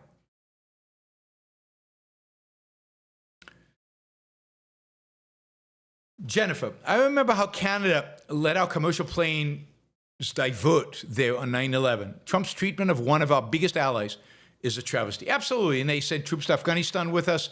They sent troops wherever the U.S. asked. And the Canadians are U.S.'s friends. They always have been. And what are they not? Yes, Trudeau is a leftist. So let's paint all of Canada the enemy. Because we know anybody who's associated with the left is the enemy. And we're anti-left above all other things. Forget about self-interest. Only thing that matters is anti-left. Andrew, agree with you on the amorality of Trump, but do you think he ends up inverting good and evil, Ukraine, Russia? Is there something about pragmatism and lacking moral principle that ends up giving the edge to evil? Yes, of course. As soon as you create equality between the good and the evil, you've elevated evil. And at the end of the day, by making that equality, you will and do side with evil. I mean, here the example of Zelensky is perfect. You know, Putin knows how to play Trump. Zelensky is too interested with reality to play Trump. So Zelensky is going to be defeated. He's going to be crushed. Trump will have nothing to do with him because the good talks in terms of morality, the good tries to stand on its own. Putin just talks in terms of power, the same language as Trump does. So it's inevitable that he will side with Putin. So amorality, you cannot be amoral in the end. You have to take sides. In other words, you can be amoral. You can't be neutral in the end. You have to take sides. A pragmatist is always going to take sides with that which is more likely to be successful in the short run, because that's what pragmatism is all about. Putin is stronger, as Trump keeps saying. Putin has cards, Zelensky has none. So he's always going to be on Putin's side. He's going to go with strength. That's what pragmatism requires. So yes, pragmatism requires you, ultimately, to go with the stronger force, which is often the more evil force in the world in which we live. Shahbaz, should Trump protect an industry in Kansas from an industry in Oklahoma? No, but if the industry is in California, he should, because Kansas is a red state and California is a blue state, and he should absolutely protect Kansas from blueness. I'm kidding. Luckily, we have a constitution that says he can't do that, at least to date. Who knows how they'll interpret it in the future. But he certainly can when it comes to foreign countries, and does. Shahbaz, how long would Trump last if he was a character on Game of Thrones? I'm trying to think of the details. You know, I don't think he'd last a season. I mean, I think that the players in the Game of Thrones are much more strategic and much more committed to evil than Trump is. Trump is too weak to last very long. Too weak. So he would be, yeah. I'm trying to fit Trump into Game of Thrones. It's not quite going, so. Emmett, you who are depraved enough to believe that you could adjust yourself to a mystic's dictatorship and could please him by obeying his orders, there's no way to please him. When you obey, he will reverse his orders. That's from Ayn Rand. Yes. And, yep. It's sad to see how many people are quite happy with a mystic dictatorship and a pragmatist who will just change his mind on a whim whenever he wants. Liam, we were a lot closer to dictatorship during COVID than we are now. I tend to think your will overcome, but COVID and Trump may be a sequence in the same slow decline to fascism with many large shocks along the way. Yeah, I mean, I don't think we were close to dictatorship with COVID. On the one issue, Americans succumbed out of fear, and it showed that fear is a major motivator. But I don't think I don't think they could have expanded it beyond it. But it showed how to get Americans to comply. It showed how tribal Americans were. And it showed how afraid, how motivated by fear they were. So Trump uses fear, did in 2016 as well. And I agree with you. It's one more sequence. It's one more trial. We will do what Trump tells us, and the next guy will learn from that, and that's the direction we're heading. All right. We're about $100 short of our 3-hour goal. We will be going into our third hour. We're already ending our second hour right now, but we're doing great. So thank you, everybody. But if somebody wants to jump in with $100, that would be amazing. We've got quite a few $10 and $5 questions and $2 questions to keep me busy for a little while longer. So if any of you want to do a sticker, or you want to contribute something, or you want to ask a question, you can do so. We've got our 200 people watching right now, so don't forget to subscribe if you're not a subscriber. Don't forget to like the show if you like the show. But please consider acting, doing something. making a contribution. This show is supported, made possible through the support of listeners like you. Couldn't happen otherwise. Thank you, friend Harper. Just did a sticker.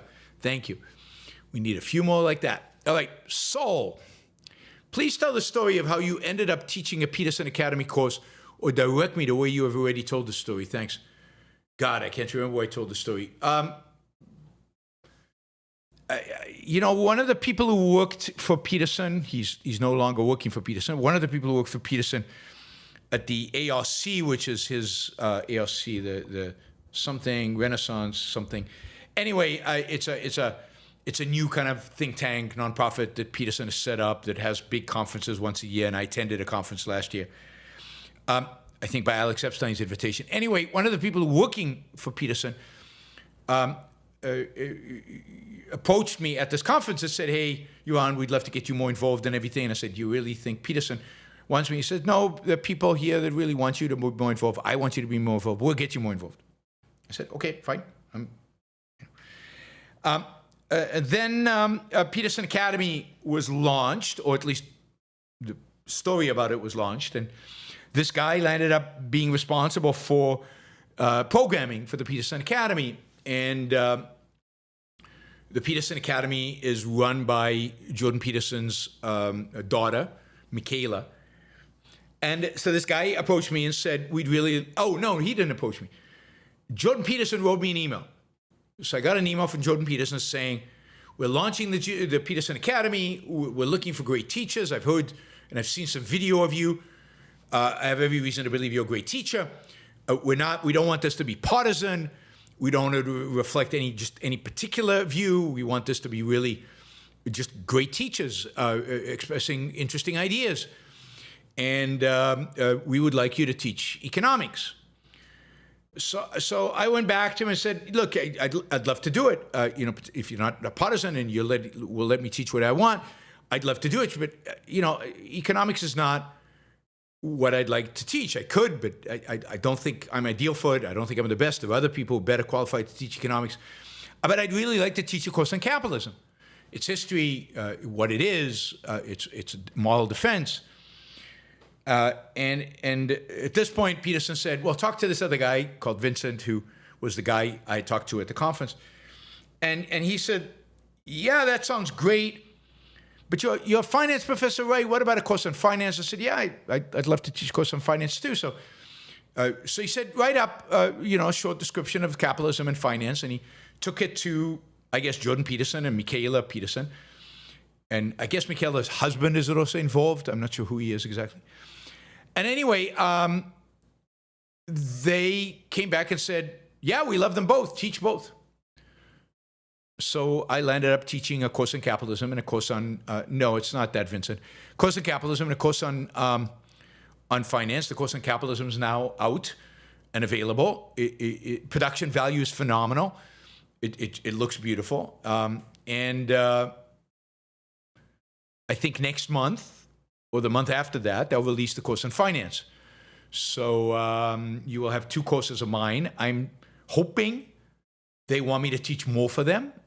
I don't know that they will. I don't know that they do. But I'm hoping they want me to teach more courses for them.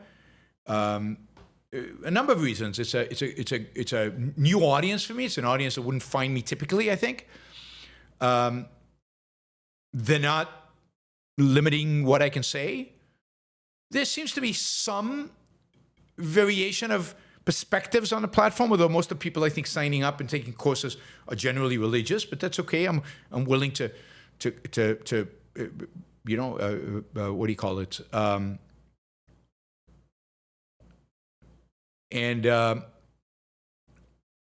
Gift? How is it a gift?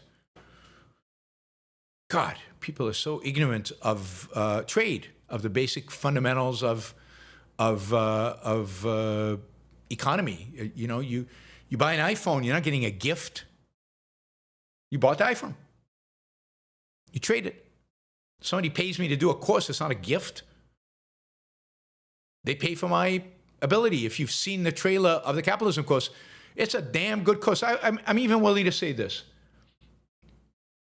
The capitalism course at the Peterson Academy right now, not sure this will be true in the future, but right now is the best course on capitalism on planet Earth.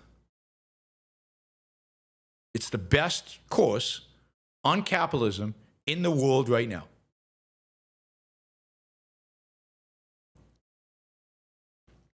So yeah, you should go watch it.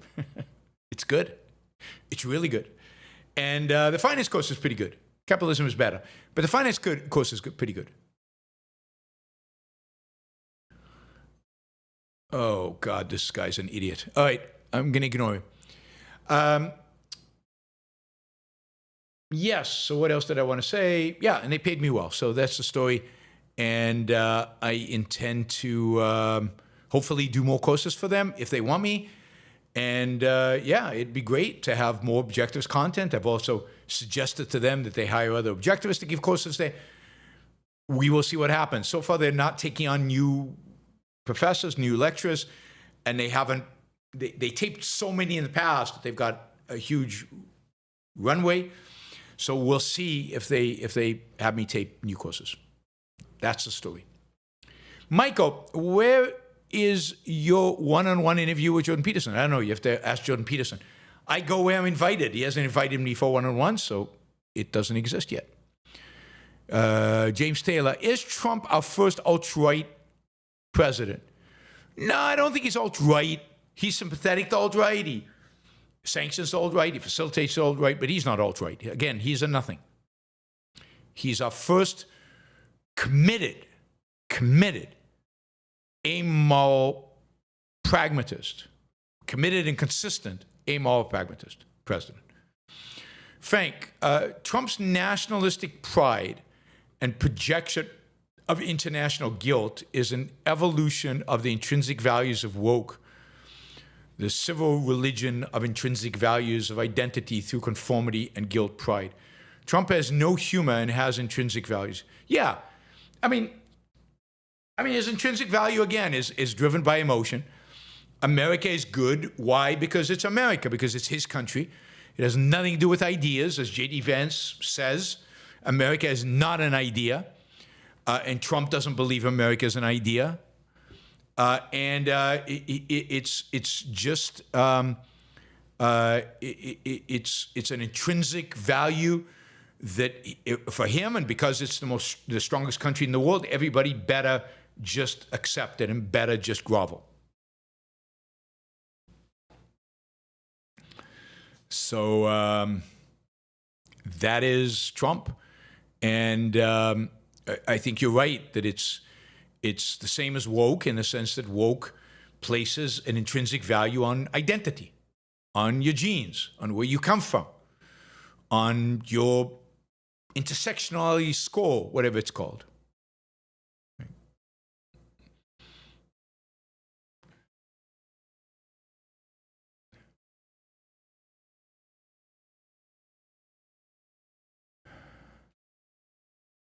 Enric, Trump's bully methodology demean to having others submit so they can be controlled for any future purpose.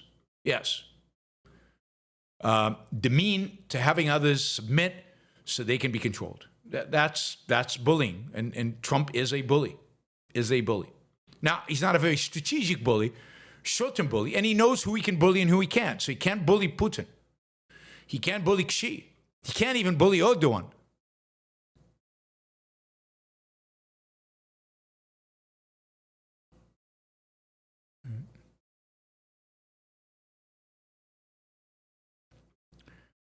Dennis, do you agree that realpolitik is pretty much Nazi ideology?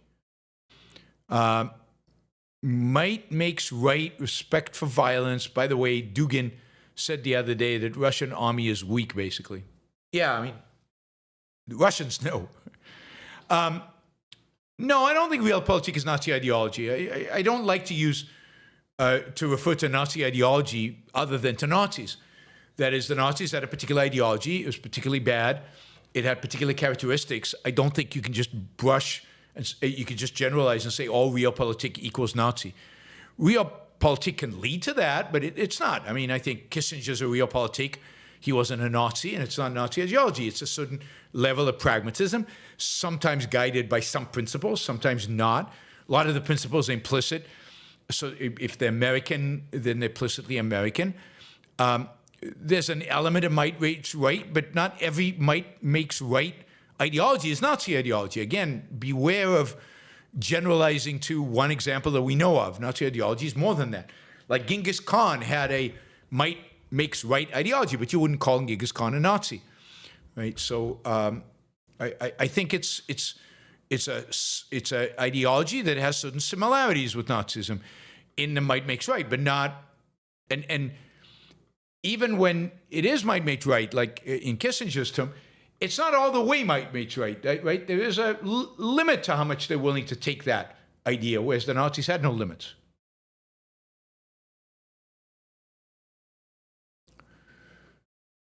All right.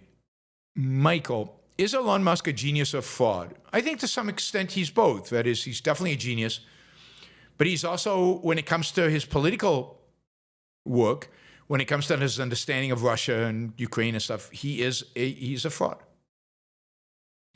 So I think he's a combination of both.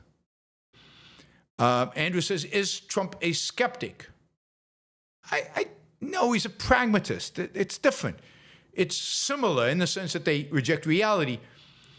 But I don't know. I think skepticism is, skeptics generally tend to be much better. Like Hume is a skeptic. What's his name? The guy who destroyed the American education system is a pragmatist. So it's a different approach, different way of viewing reality. Trump is much better described as just a pragmatist, a committed one. Christos, do you think that Trump, in his psychology, is unable to understand the difference between a private business and government? He may be perceiving the citizen as his employee to boss around. Yeah, I mean, I definitely think he struggles with that. I definitely think that's a challenge for him. But I think to some extent he gets it because he understands that the difference is that when he's in a government, he can actually legitimately use guns. He can use force. He can flex muscle in a way that he can't in business. So he understands government enough to know that government is violence, government is force, government is coercion. And in that sense, it's worse. And he aspires to government and likes being governed because psychologically he gets tools that most bullies don't have. The legitimate use of force. He signed an executive order today penalizing private law firms that went after him. It's clearly, I think, unconstitutional. But yeah, he has supposedly law on his side. He can write executive orders penalizing people. He can victimize people that he wants to victimize, and he's got guns behind him, which gives him unbelievable power, and he loves that. His psychology thrives on that, psychology of a bully. With hindsight, should we have voted for Kamala?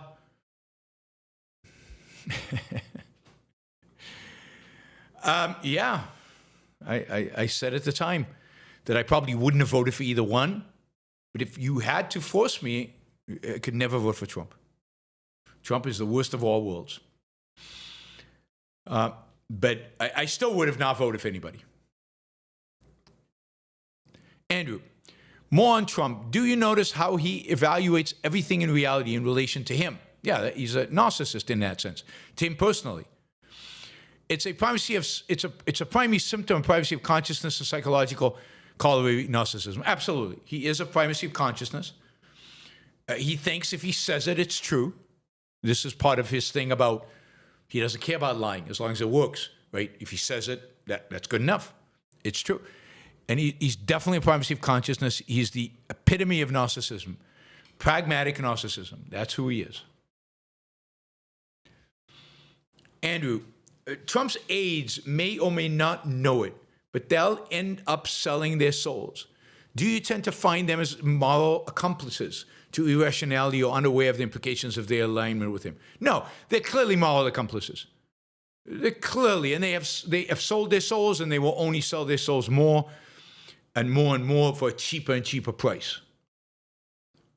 So, yeah, I mean, Trump's, all the people working for Trump, I mean, there might be a few good guys who could survive this, keep their head down, do their thing, and just get it done.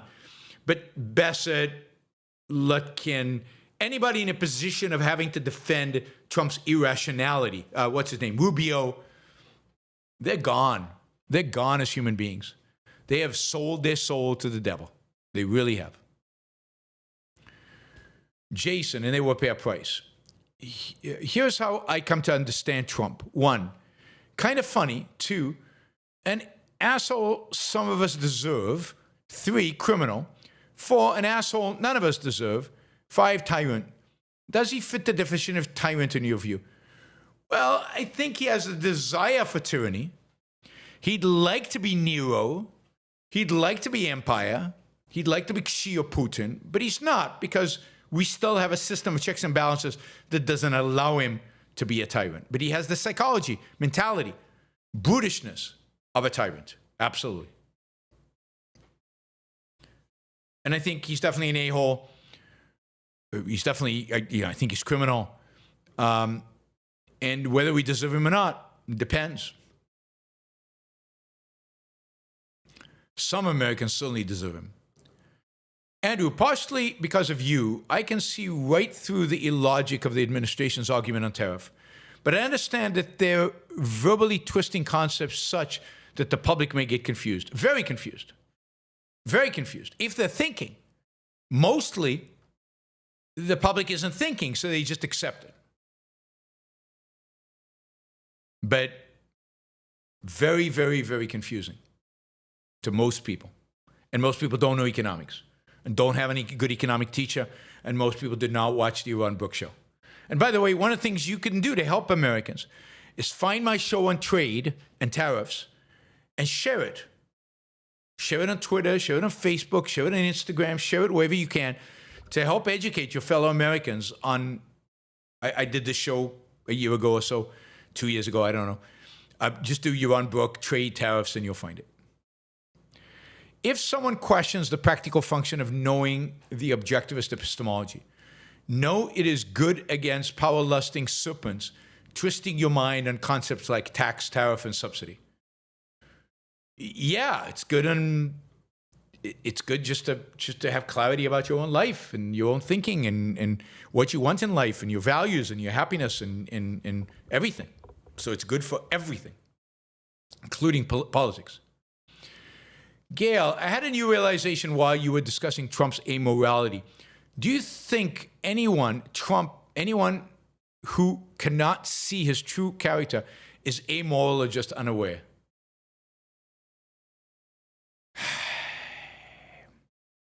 I think it's very difficult to judge. I think a lot of people, I mean, amoral is too weak. I think a lot of people are immoral.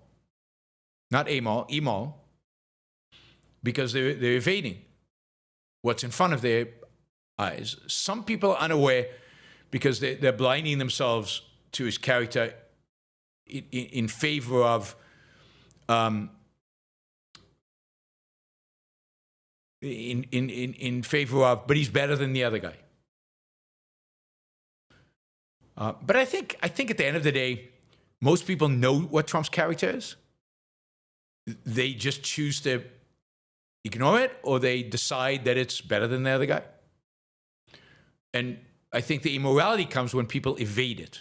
And you see a lot of people evading it. Those people will defend Trump no matter what. They're the evaders. And they're immoral. And the people working for Trump right now are immoral. I mean, again, the people who are out there defending his policies on TV, immoral. Because they're engaged in massive evasion. In our core, you don't think people care less for being dressed up properly these days? I'm not justifying t-shirt manufacturing, but properly fitted clothes. I do think people care less about being dressed up properly these days. But I mean, there's a lot of problems today. But I don't know. There are a lot of problems. Look, people today don't care about how they look, in a sense that they don't take care of themselves. They don't diet. They don't watch what they eat. They don't exercise. They don't take care of their health. And then, you know, they behave like slobs. You see it when you travel all over the place. And I think that's only gotten worse in American culture over the last period. But I also think at the same time, clothes have gotten a lot more comfortable. And what would have been considered completely inappropriate dress just a few decades ago today is completely appropriate. So being in shorts and a T-shirt is, I think, a great way to dress. God,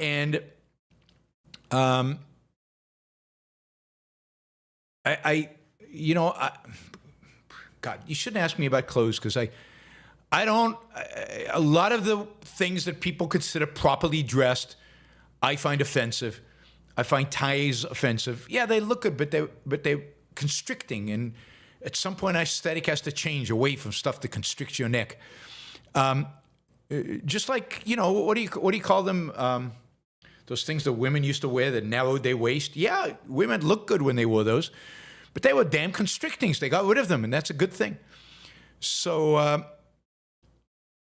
I like comfortable clothes. I think clothes should be functional and comfortable. And yeah, they should make you look reasonably well, but that is not my primary consideration. I don't care how I look to other people. And so that's my perspective on clothes, but don't take that as an objectivist perspective because it's not. It's just me. I dress down as compared to most objectivists. And I think the problem of the slobs out there is a much bigger problem than clothes. It's how they behave, and it's how they treat themselves, and it's how they don't take their life seriously, and that includes their health and and everything else. I don't know if there was a question there.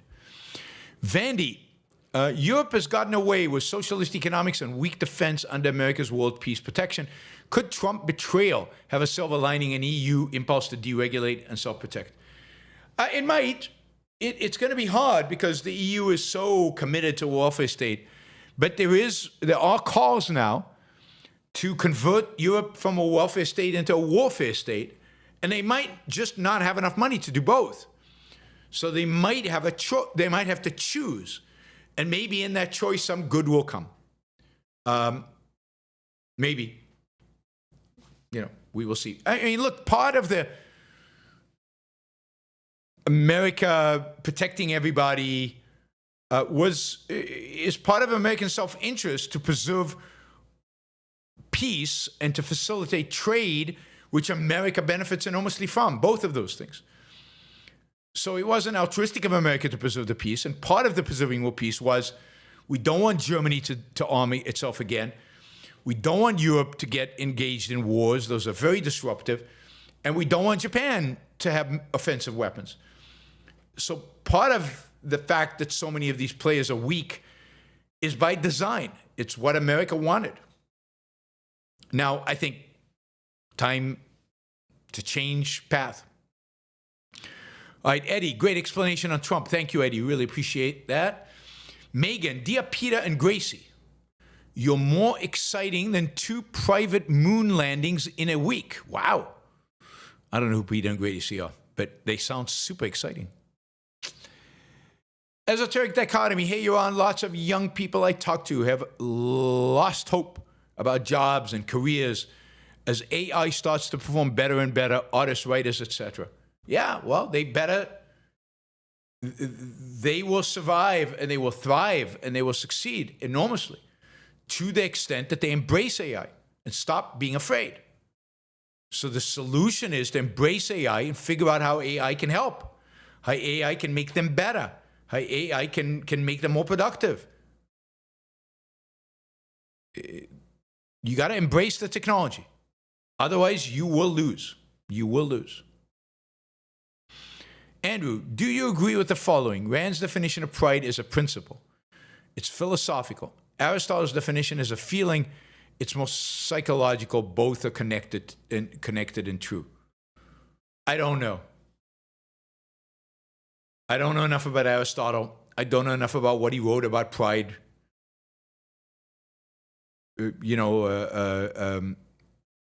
So I'd have to, I don't know. I'd have to think about it. I'd have to reread it, Aristotle. Michael, what is your comeback to people who say we're in this together? It depends on the context. There's a sense in which, yeah, we are in this together. We are in this together. Therefore, I encourage you to help me fight for freedom, because lack of freedom will punish it all. If what they expect when they say we're in this together is me to sacrifice to them, then my life is mine. I want you to be free because we're in this together in some degree, and your freedom is a benefit to me, but I'm not going to sacrifice for you.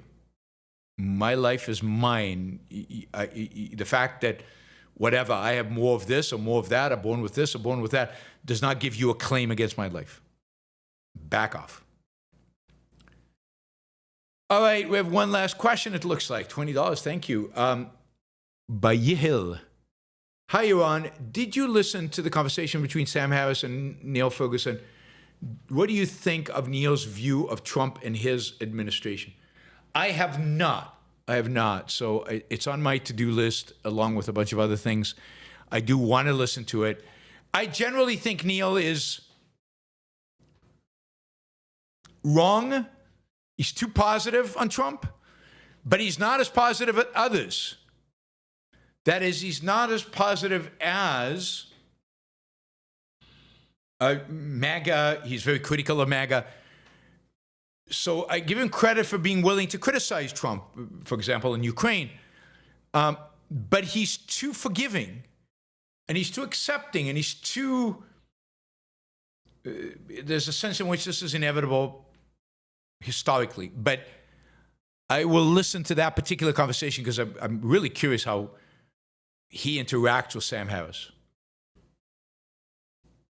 But he's better than a lot of other people who defend Trump.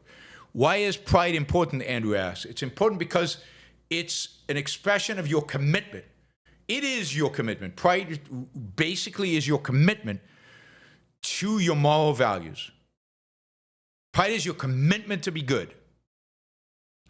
Pride is your commitment to be moral. It's your commitment to take morality seriously and to strive to be as moral as you can, to achieve moral perfection. So it's the commitment to be serious about your life. In the deepest sense, that's what pride is, and that's what makes it important. The rest of morality is the particular actions that you must take.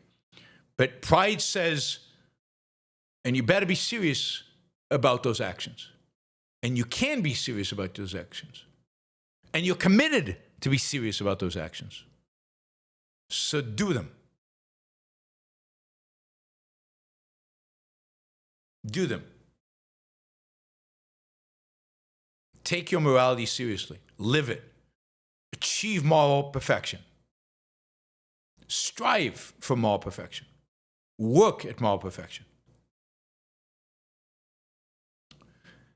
And that is not integrity. That is different from integrity. Integrity means adhere to your rational values. Live up to your commitments. Now, all the virtues, all the moral virtues are integrated. They're all the same in a sense. They're all rationality. They're all be rational in some sense.